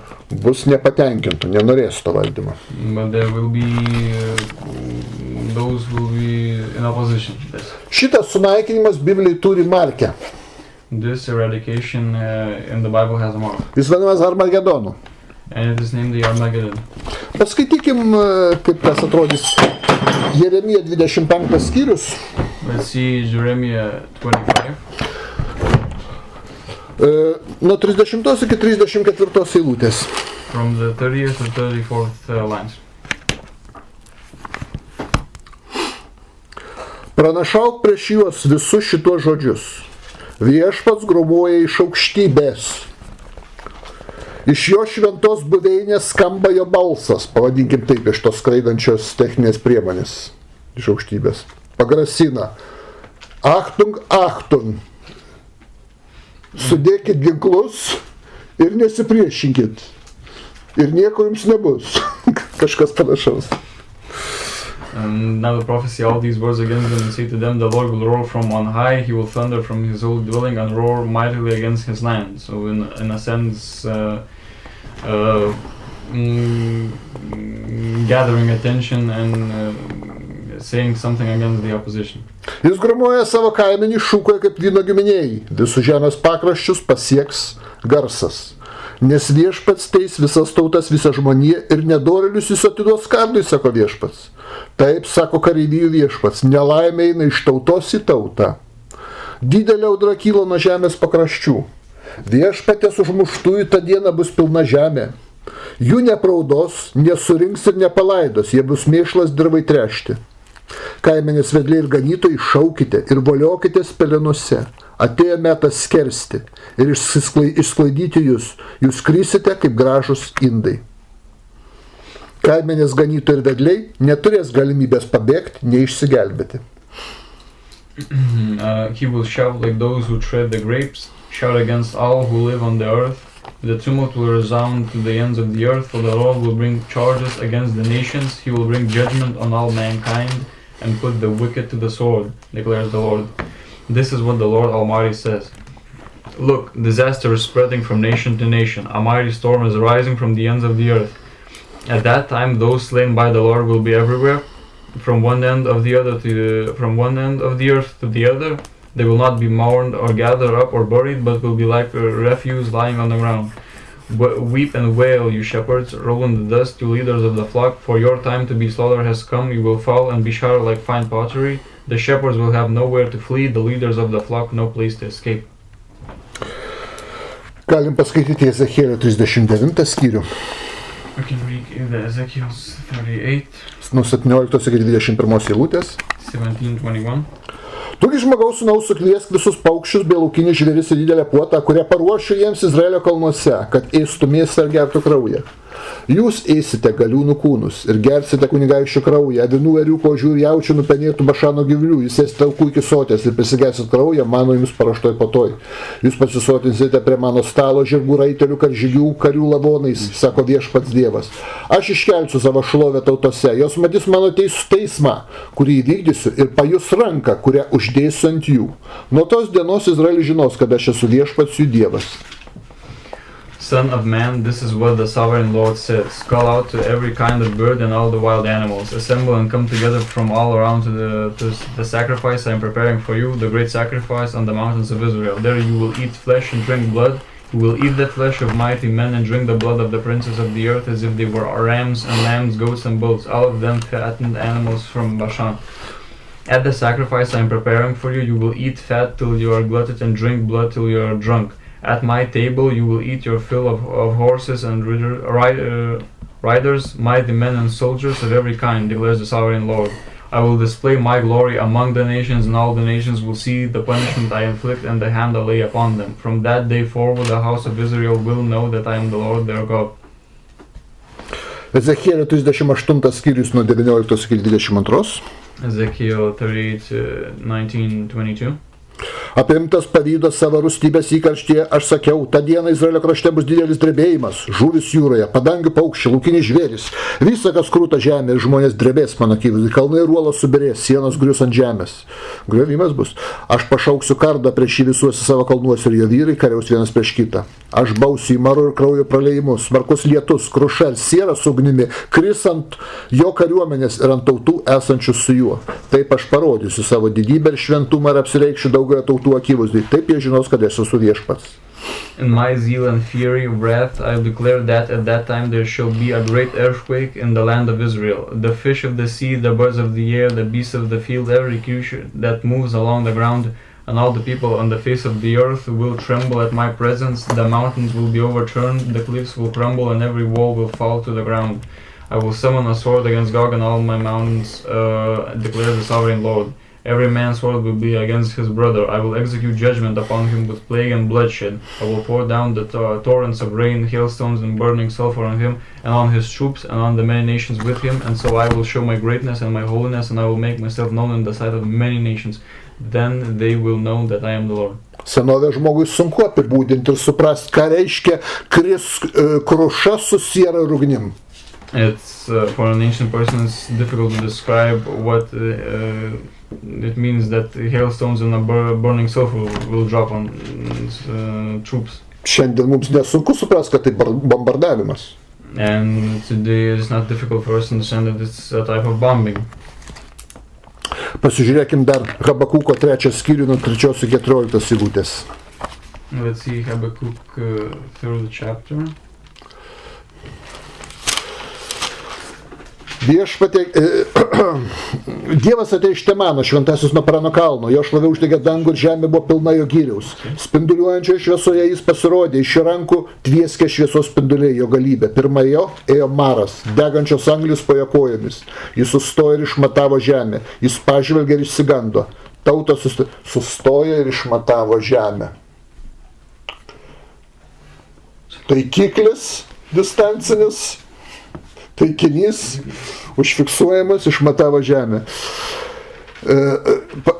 Pažvelgė, išsigando tauto, susviravo amžiniai kalnai. Nusilenkė kalbos jo keli amžiniai, aš mačiau Kušano palapinės nelaimį, Midijano krašto palapinių uždangos siūbavo. Viešpatie, ar upės sukėlė tavo kerštą, ar jūra sužadino įtušę, ar soras uždegė tavo rūstybę, kad tu važiavai žirgais ir išgelbimo vežimais. Vėlgi supraskime, kad tai yra skraidantis aparatas, o ne su dangui su vežimais važiuoja kažkas.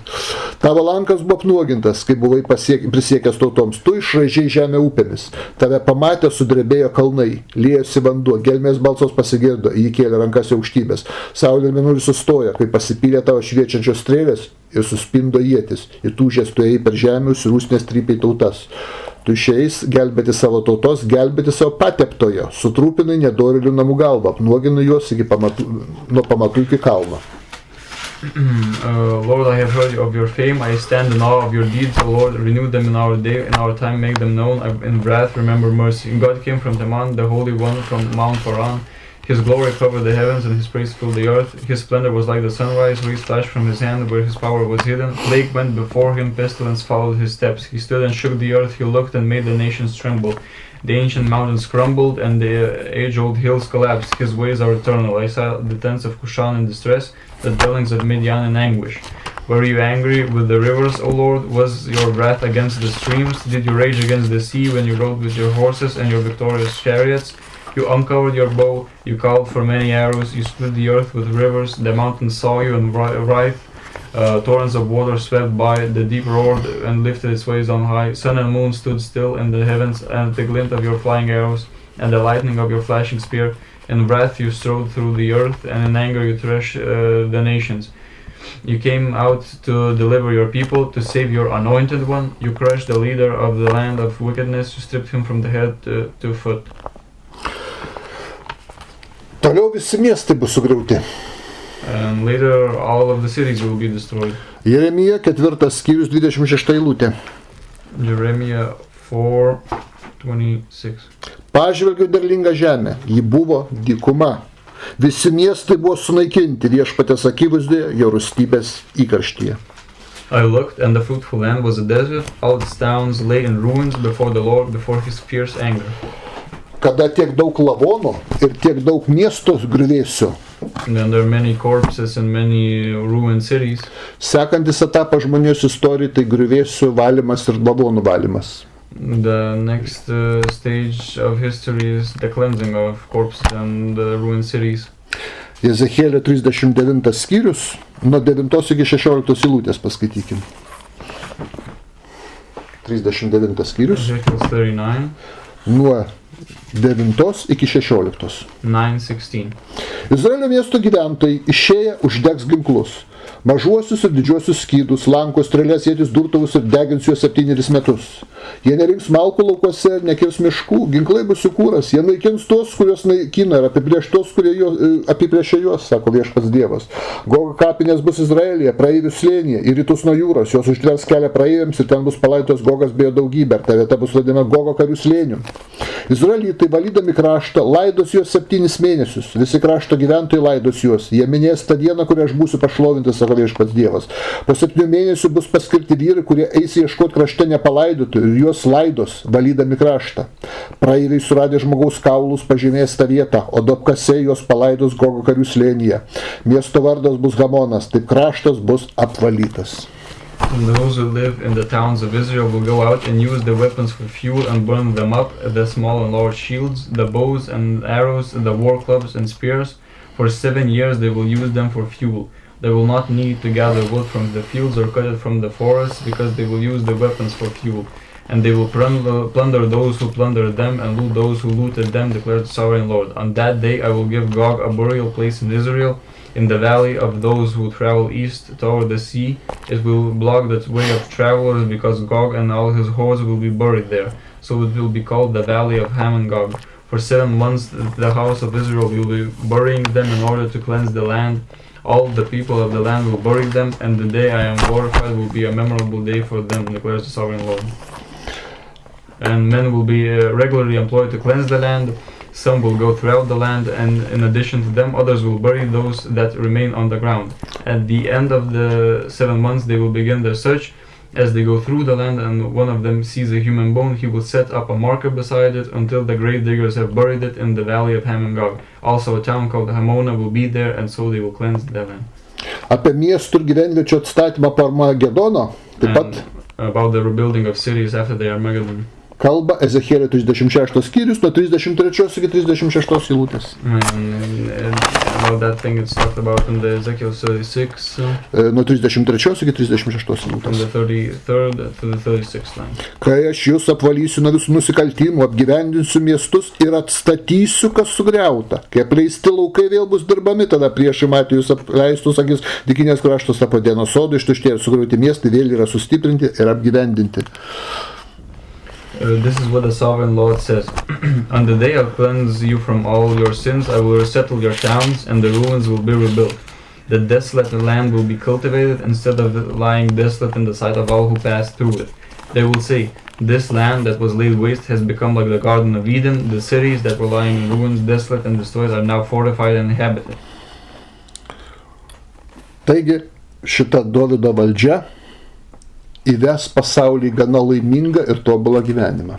And when it is time for David's rule in the world, there will be peace and flourishing. Tas laimingas gyvenimas bus nemirusiųjų pasaulis. But this happy life will not be the world of the dead. Ne aukštesniai pasauliai. Not the higher worlds. Bet šita žemė. But this earth. Čia dar viena labai svarbi Biblijos tezė.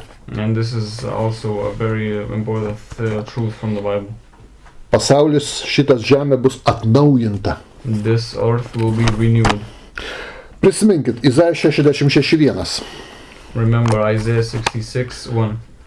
Ten sako, taip sako Viešpats, dangus mano sostas, žemė mano pakojis. This is what the Lord says. Heaven is my throne and the earth is my footstool. Žemė Jahvės pakojis. The earth is Jehovah's footstool. O dabar pažiūrėkime Izaija 60:13. Now let's see Isaiah 60:13. Libano šlovėti tekstau, kaip parysai platanai pušis po šventą vietą, aš pašlovinsiu savo pakojo vietą. The glory of Lebanon will come to you, the pine, the fir, and the cypress together to adorn the place of my sanctuary, or footstool. Žemė pakojis ir ji bus pašlovinta. And the earth is the footstool, and it will be sanctified. Kad po Armagedono laimingas gyvenimas bus žemė, Biblija kalba labai aiškiai. That after the Armageddon there will be a happy life on earth, it's clearly explained in the Bible. 37 psalmė. Psalm 37. Nuo 9 iki 11. From the 9th to the 11th. Piktadariai bus sunaikinti, bet tie, kurie laukia Jahvės, ne visi laukia, ne? Paveldės žemę. Nes dar trumpa valandėlė ir neliks nedorėlio. Kai žvalgysies, kuris buvo, jo nebebus. Bet romieji paveldė žemę ir gerėsis taikos apstumu. For evil men will be cut off, but those who hope in the Lord will inherit the land. A little while, and the wicked will be no more. Though you look for them, they will not be found, but the meek will inherit the land and enjoy great peace. 22 eilutė šitoj pačioj psalmėj. And in the same Psalm, 22nd line. 22. Jo palaimintieji valdys žemę, o jo prakeiktieji bus sunaikinti. Those the Lord blesses will inherit the land, but those he curses will be cut off. Ir 29 eilutė. And 29th line. Teisėjai paveldė žemę ir gyvens joje amžinai. The righteous will inherit the land and dwell in it forever. Jokių dangų, žemė mūsų tikslas. And not heavens, but the earth is our goal. 115 psalmė, 16 eilutė. Psalm 115, 16th line. Dangus yra Jahvės buveinė, o žemė jis atidavė žmonėms. The highest heavens belong to the Lord, but the earth he has given to man. Dangus ne mums, Jahvė. The heaven is not to us, but it's to Jehovah. Mums žemė. For us it is the earth. Zacharija 14:9. Zechariah 14. 9. Viešpats karaliaus visai žemei. The Lord will be king over the whole earth. Žemei. Štai kas bus. Žemė visas tas tikslas yra. Kągi padarys šita santvarka, šita valdžia? What will this kingdom or state do? Išsipildys senas Jehovos sumanymas. An old plan of Jehovah will be fulfilled and completed. Jis pabrėžia, kad išsipildys jo sumanymas. Jehovah always says that his plan will be complete. Izaija 6 skyrius. Isaiah 46. Nuo 9 iki 11. 9-11. Atsiminkit praeitį, kad aš esu Dievas, kito nėra, panašaus į mane nėra, aš skelbiu dalykus nuo pat pradžios ir pasakau, kas dar nėra įvykę. Mano nutarimas pasiliks ir aš padarysiu, ką esu numatęs. Remember the former things, those of long ago. I am God and there is no other. I am God and there is none like me. I make known the end from the beginning, from ancient times, what is still to come. I say my purpose will stand. I will do all that I please. Nutarimas išsipildys. Ir pažiūrėkim 55 skyrius 11 eilutė Izaijo. And let's see Isaiah 55:11. Ir mano žodis, kuris išeina iš mano burnos, negrįš tuščias, bet įvykdys mano valią ir atliks tai, kam yra siųstas. So is my word that goes out from my mouth. It will not return to me empty, but will accomplish what I desire and achieve the purpose for which I sent it. Ir koksgi tas planas, koks turi būti pasaulio valdymas, kokia programa, ką planuoja įvesti Jehova pasaulį? And what is that plan? How will the world be ruled? Sunaikint karus, kad nebebūtų karų. To eradicate all the wars. 46 psalmė 8-9 eilutė. Psalm 46 and 8-9 line. Ateikit ir pažvelkit į viešpaties darbus, kokiu baisiu dalyku jis padarė žemėje. Jis sustabdo karus lygi pat žemės krašto, sulaužo lankus ir sutrupina ietis, sudegina ugnimi karo vežimus. Psalms 46 from the 8th line. Come and see the works of the Lord, the desolations he has brought on the earth. He makes war cease to the ends of the earth. He breaks the bow and shatters the spear. He burns the shields with fire. 72 psalme.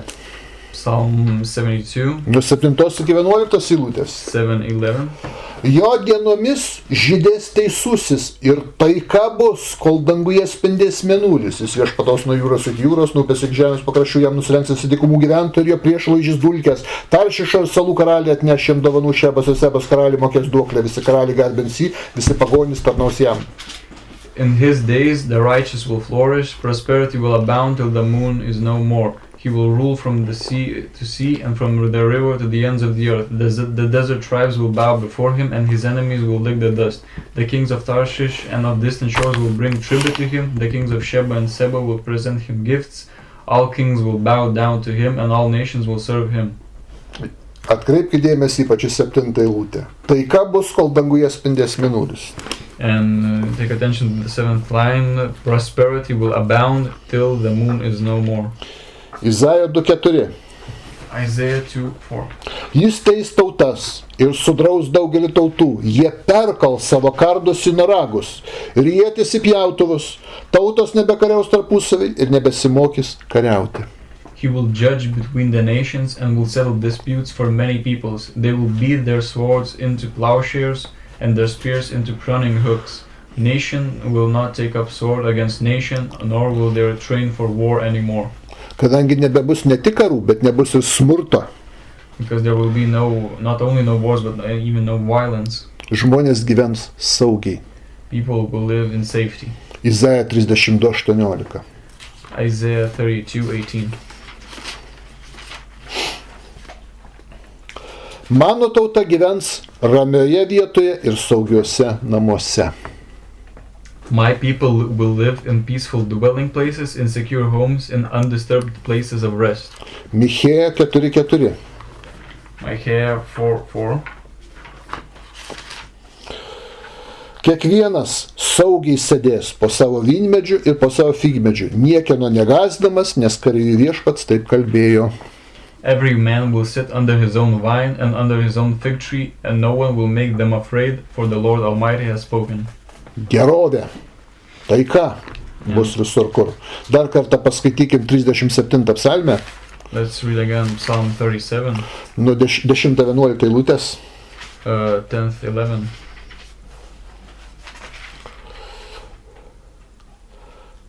Sako, piktadariai bus sunaikinti, bet tie, kurie laukia viešpatės, paveldė žemę, nes dar trumpa valandėlė ir nebeliks nedorėlė, kai žvalgysies, kur jis buvo, jo nebebus.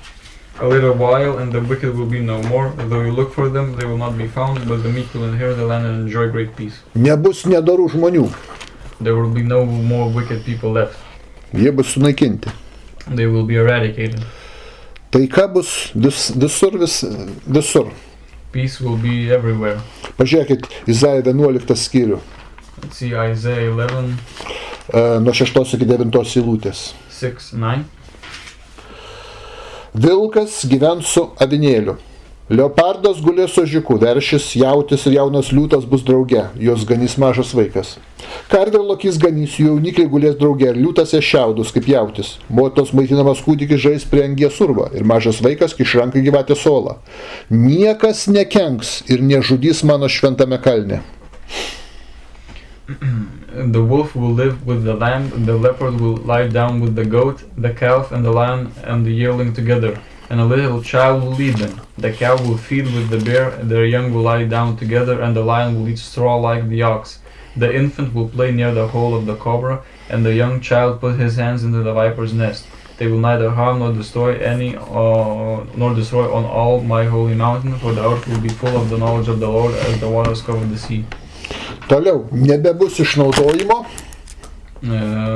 eksploatacijos. No exploitation will be present. Ir bus ilgas gyvenimas, žmonės bus ilgamžiai. And people will have long lives. Izaijo 65 skyrius. Isaiah 65. Nuo 19 iki 25. From 19 to 25. Aš gerėsiuos Jeruzalę ir džiaugsiuosi savo tauta, nebesigirdėsiu joje verksmo, nei dejonių. Nebebus joje kūdikio, kuris išgyventų kelias dienas, nei seno žmogaus, kuris nesulauktų dienų pilnatvės, nes vaikas mirs nugyvenęs 100 metų, bet 100-metis nusidėjėlis bus prakeiktas. Jie statys namus ir gyvens juose, įsiveis vynuogynų ir valgysių vaisių. Jie nieko nestatys, kas atitektų kitiems. Jie nesodins, kad kiti suvalgytų. Mano žmonių amžius priliks medžio amžiui. Gyvendami jie ilgai džiaugsi savo rankų darbais. Jie nedirbs veltui ir negimdys vargui. Jie ir jų vaikai bus viešpatės palaimintųjų palikuonys. Prieš jiems šaukiant aš atsakysiu, jiems dar tebekalbant aš išgirsiu. Vilkas ravinėlis ganysis draugė, liūtas ir šiaudus kaip jautis ir gyvatė maitinsis dulkėmis. Jie nekenks ir nenaikins mano šventajame kalne, sako viešpats. I will rejoice over Jerusalem and take delight in my people. The sound of weeping and of crying will be heard in it no more. Never again will there be in it an infant who lives but a few days, or an old man who does not live out his years. He who dies at 100 will be thought a mere youth. He who fails to reach 100 will be considered accursed. They will build houses and dwell in them. They will plant vineyards and eat their fruit. No longer will they build houses and others live in them, or plant and others eat. For as the days of a tree, so will be the days of my people.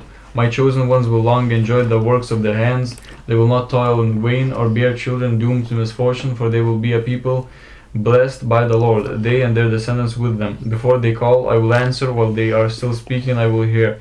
The wolf and the lamb will feed together, and the lion will eat straw like the ox, but dust will be the serpent's food. They will neither harm nor destroy on all my holy mountain. Nebebus tokio reiškinio kaip lygos. And there will be no more sicknesses or diseases. Lygos išnaikintos bus. All diseases will be eradicated. Bus perduotos medicinės technologijos, priemonės iš Jahvės pusės, kur išnaikins ligas. New technologies of medicine will be given that will eradicate diseases. Izaja 33, 24. Isaiah 33, 24. Nė vienas iš gyventojų nesakys, aš sergu. No one living in Zion will say, I am ill. Nė vienas, aiškiai, nebesakys. Izaja 35 skyrius, 5-6 eilutė. Isaiah 35, 5-6. Tada aklųjų akis atsimerks ir kurčiųjų ausis atsivers. Tada raiša šokinės kaip briedis ir nebylys gėdos. Vanduo trykš dykumoje ir upeliai tekės stepėse. Then will the eyes of the blind be opened, and the ears of the dead unstooped. Then will the lame leap like a deer, and the mute tongue shout out for joy. Water will gush forth in the wilderness and streams in the desert. Ir bus kaupiamas, gausinamas ypatingai Dievo pažinimas. And even more, the knowledge of God will grow higher. Izaja 11:9 sako, Isaiah 11:9. kaip vanduo pripildo jūrą, taip žemė bus pilna viešpatės pažinimo. They will neither harm nor destroy on all my holy mountain, for the earth will be full of the knowledge of the Lord as the waters cover the sea. Pažinimas bus toks didelis, tiek daug, kiek jūrai vandens. The knowledge will be as great as are the waters that cover the sea. Dabar Now, žmonės, kurie dorai gyvena visais laikais, people who live morally in all times, jiem bus leista galimybė duota they will be given the opportunity to. atgimto laiku, kai bus Dovydo valdymas. They will be given the opportunity to be reborn in the times when David ruled, Kai Jehova bus atėjęs į žemę. when Jehovah will have come to earth. Tai, pavyzdžiui, pažadėta Danieliui. This is promised to Daniel. Paskaitykim Danieliaus 12 skyrius, 13 eilutė. Let's read Daniel 12:13. Bet tu eik savo keliu iki galo, nes užmigsi, reiškia mirsi, ir atsigelsi atsimt savo dalies dienų pabaigoj. As for you, go your way till the end, you will rest, and then at the end of the days you will arise to receive your allotted inheritance. Jobui pažadėta. For Job is also promised. 19 skyrius Jobo. Job 19, Nuo 25 iki 27 eilutės. 25-27. Nes aš žinau, kad mano atpirkėjas gyvas ir kad jis atsistos galiausiai ant žemės. Įsivaizduojat, ant žemės atsistos.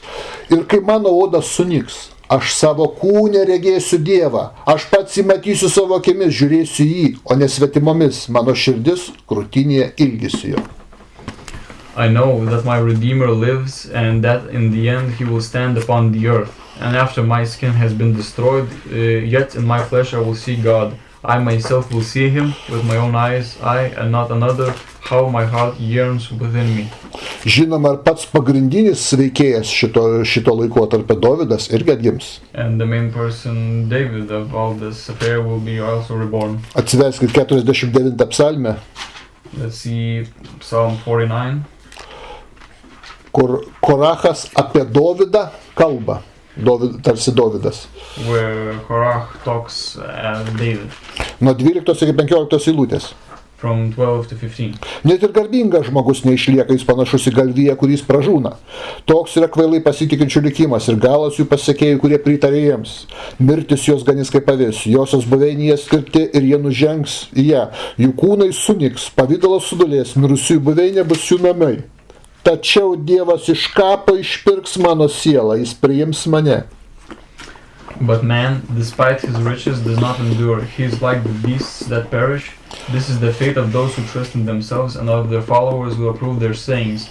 Like sheep, they are destined for the grave, and death will feed on them. The upright will rule over them in the morning. Their forms will decay in the grave, far from their princely mansions. But God will redeem my life from the grave. He will surely take me to himself. Kaip sakoma, kuriuos Jahve myli, tie atgims, jiems bus leista atgimti. Those who are loved by Jehovah will gain the opportunity to be reborn. Dar yra vienas variantas. There's also one more way of getting through. Mūsų variantas arba kabalistinis. And our way is the Kabbalistic way. Mes iš viso nesiruošiam mirti. Iki to laiko. We do not even we're not even preparing to die until that time. Ką sakysit? And you will ask, well, how is that possible? Ne, nesiruošiam mirti iki to laiko. We are not preparing for death. Kabalistas neina į mirusiųjų pasaulį numiręs, kai kūnas miršta. A Kabbalist does not go to the world of the dead when the body is dead. Jis pereina į kitą kūną. He goes to another body. Kai tas mirs, pereis į kitą kūną. And when that body dies, that Kabbalist will go to another body. Taip išlaiko apie 12-15% savo patirties ir atminties pereidinėdamas į kūną. And by going from body to body, a Kabbalist withholds about 12 to 15% of his knowledge and memory. Įsivaizduojat, kokį lygį gali pasiekti pažinimo, patirties ir... And you can just imagine what kind of level of knowledge one can attain doing this thing. Nereikia vėl atgimti ir nieko nežinančių, nieko nesuprantančių. One does not need to be reborn again and have no knowledge or memories of previous lives. Tiek vienai kategorijai, kurie čia vadinamas ibur. And this is called ibur. Tiek, kurie Gilgulio būdu atgims Dovydo laikais. Those who are reborn in the Gilgul way in the times of David. Reiškia, tiek vieni, tiek kiti yra tie, kuriuos Jehova myli. Those and the others, these two ways, these persons are loved by Jehovah. Čia krikščionys iškart pasakytų. The Christians would instantly say that. Taigi Dievas myli visus. That God loves everybody. Ne. But it's not the case. Raštas sako, the sacred texts say, kad Jahve nusidėjėlių nemyli. That Jehovah does not love sinners. Netgi jų nekenčia. And even they hate them. Ir mielai juos naikina. And can destroy them. Nusidėjėlių nemyli nieką. And Jehovah does not love sinners. Psalmių 5 skyrius 5-6 eilutė. Psalm 5:6.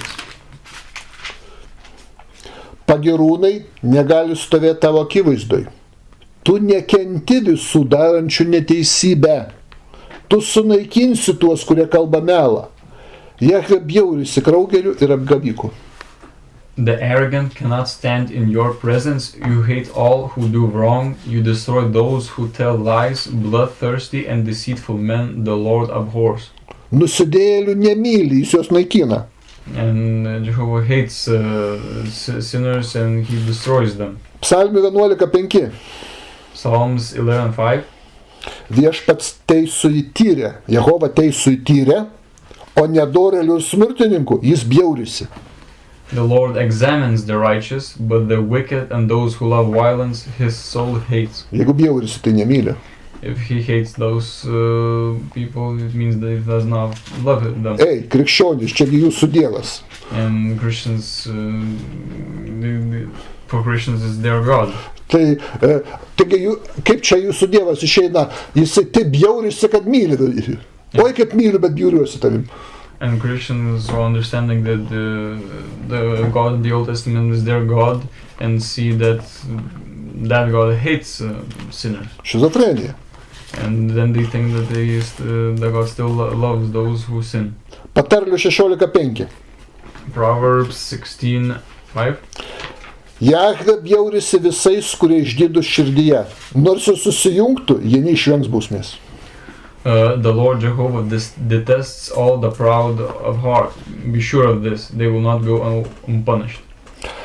Jahve myli tik geros valios žmonės, Jehovah loves people that have good will, kurie gyvena teisingai. who live righteously. 106 psalmė, Psalms 146. 86, ne, atsiprašau, 8 eilutė. Psalms 146, line 8. Jehova atveria aklis akliesiems, pakelia parpuolusius, Jehova myli teisiuosius.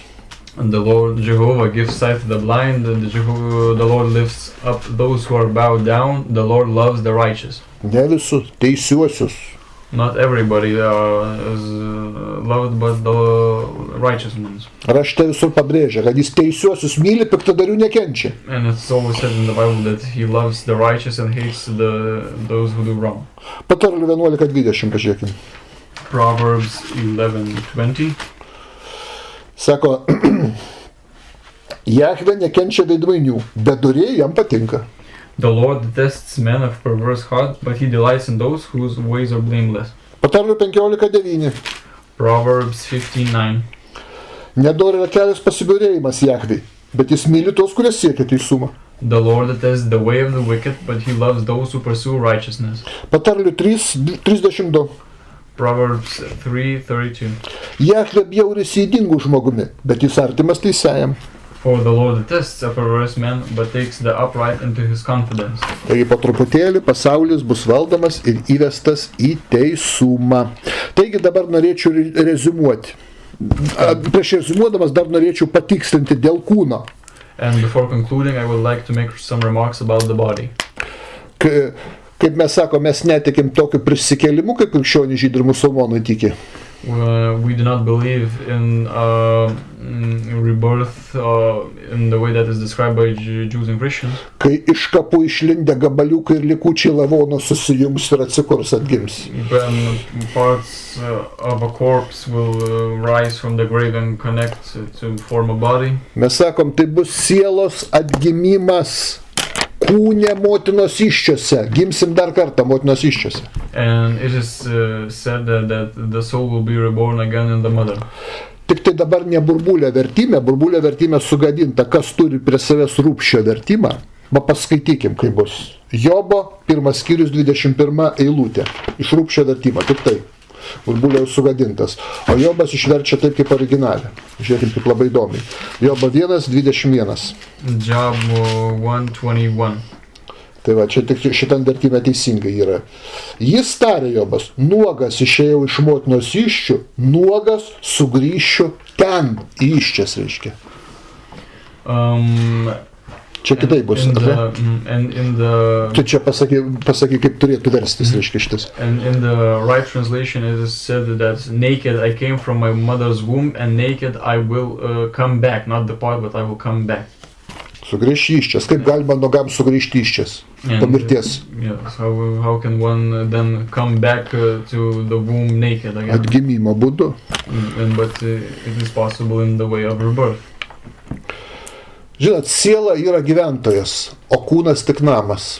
The soul is the one who lives and the body is just a house. Sugriuvo, sudegė namas. The house can burn down and get destroyed. Siela į kitą namą pereis. but the soul can go Gyven. and move to another house. Arba atstatys tą patį namą, lygiai tokį patį, koks buvo. But the house can be rebuilt in the same fashion as it was before. Bet tai nereiškia, jeigu mes savo sudegusi namą atstatėsim, kad būtinai iš tų pačių atomų ir elementų, kurie buvo pirmame variante. But it does not mean that if we are rebuilding our old house, that that house will be rebuilt from the same atoms that the burnt house is. Atstatysim tokį patį namą, kuris taip pat atrodys, bet iš kitų lentų ir kitų plytų, nebe tų pačių jau. We can rebuild that house that would look like the previous one from other boards and stones. Tai va. Taigi dabar rezumuojam svarbiausios Tanacho žinias. And now to conclude the most important messages from the Tanach. Jahve nėra tikrasis Dievas, Jehovah is not the true God, bet pirmoji protinga būtybė šitoj žemėje. but it is the first sensible creation in this earth, Kuri milijardus metų gyvena iki kitų protingų būtybių atsiradimo. which lives for millions of years until other sensible beings come. Todėl jisai turi ypatingą žinias, patirtį ir technologijas. That's why why Jehovah has special knowledge and deep experience. Jis labai išmintingas, nes labai senas. And Jehovah is very wise because he is very old. Todėl jis yra vienintelis mokytojas apie Dievą, geriausiai galintis mums pasakoti. And this is the reason why he is the best teacher about God. Ir netgi atspindė Dievą. And he can even reflect in some ways. He can reflect God in some ways. Neskaitant išminties ir patirties, And not taking into account the experience and the wisdom of Jehovah. kūnų ir charakterių jis toks pat kaip ir žmogus. With body and character, he is the same as a human being. Tobulai panašus į žmogų. He is perfectly similar to a human being. Todėl, kad jis keliautų po visatą, pas protingas būtybės, And so if Jehovah wants to travel to other sensible beings, jam reikalinga techninė skraidymo priemonė. he needs some means of transportation to go through space. Nereikia taip vaikiškai suprast, kad plasnoja sparnais kaip dvasia ten. And it is naive to think that he flies with wings. Daug kartų jis lankėsi žemėje, He already visited the earth many times, bet daug ko negalėjo mums perduoti, but he could not give us a lot of information nes žmonės buvo labai primityvūs. because the people were too primitive. Reikėjo, kol šiek tiek susigaudys, supras apie pasaulį, apie visatą, apie mokslą kažką. There was time needed until people would understand more about the world and the universe, Bent jau supras, kas yra technologijos. and at least when they would start to understand what is technology. Tada galės atvykti ir perduoti tas žinias ir technologiją žmonijai. And then when the human beings are mature enough, then Jehovah can come again and give new information. Kurios įspręs maisto, bado, būsto problemas ir visas That kitokias. information could solve hunger and housing crises. Ligas įspręs, išgydyti. Can eradicate diseases and such. Taigi Jehova dar kartą turi atvykti į žemę. And so Jehovah will have to come again. Toliau, šventikla, tai centras, kuris bus Jeruzalėje. And the temple is the center which will be in Jerusalem. Jos pagrindinė funkcija And its main function, sandoros skrynia the covenant chest su išskleistais sparnais kaip antenomis. with extended wings like antennas. Tai yra tam tikras aparatas radio, It's a type of radio communication device su kuriuo specialiai paskirti žmonės, Mozė arba vyriausias kunigas, with which Moses or the highest priest galėdavo susisiekti su Jahve. could communicate and reach Jehovah. Kai valdymas vyks per specialiai parinktą žmogų, And the ruling of the world will be commenced through a selected human, Dovydą, David, kurį patį apmokins Elijas. which will be taught and raised by Eliah. Todėl Elijas ir buvo paimtas And so because of that, Eliah was taken į skraidantį aparatą. to a flying device. Visą laiką jis buvo pas Jahvę, And all the time he was with Jehovah tūkstantmečius. for thousands of years. Jis visą tą laiką buvo apmokamas, ruošiamas. And Leah, during all those times, was being taught. Jo tikslas bus paruošti Dovydą ir kitus. His goal will be to prepare David and the others. Taigi tas vadovas bus Dovydas, jį vadinam Mesiju. And the ruler will be David and he will be the Messiah. Mes sakom, kad žydai, ortodoksai ir krikščionys Mesijo klausimų vienodai klaidoj. We say that the Jewish Orthodoxy and the Christians are in the same mistake when it concerns the Messiah. Žydai dėl Mesijo niekiek neteisingesni už krikščionis. The Jews are not more right about the Messiah than the Christians. Nes tik labai retas rabinas ir labai retas ortodoksas mano, kad Mesijas bus Dovydas. Because only a few rabbis think that the Messiah will be David. 99,99%.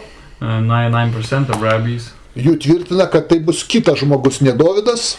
Think that it would be the Messiah will be another person, but not David. Tik jo palikuonis. A person from family of David. Ir viskas.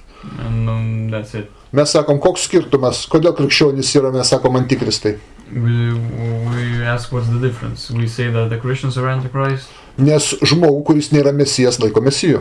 Because they hold the person that is not the Messiah is held as a Messiah. O jeigu Mesijas yra Dovydas, Biblija aiškiai kalba. But if the Messiah is David, which is clearly said in the Bible. Tai žydai sakydami, kad ne Dovydas kitas žmogus, lygiai tą pačią daro klaidą. Jie faktiškai, jie antikristai, jie kitą žmogų laiko Mesiju. But in saying that not David is the Messiah, but another person is the Messiah, they are making the same mistakes that the Christians are making. Toliau. Žemėje bus gerovė, kai valdys Dovydas ir ateis Jahvė. When David will rule the world will be in prosperity and peace. Bet prieš tai bus didelis pasipriešinimas Jahvės valdžiai. But before that there will be a huge opposition against Jehovah. Todėl, kad įvesti valdymą, reikės sunaikinti priešininkus, opoziciją. Because to establish a rule, the opposition will need to be eradicated. Tas sunaikinimas vadinasi Armagedonas. And that eradication of the opposition is named the Armageddon. Gerai, tiek tada šiam kartui. Gal klausimų bus tada? That's for today.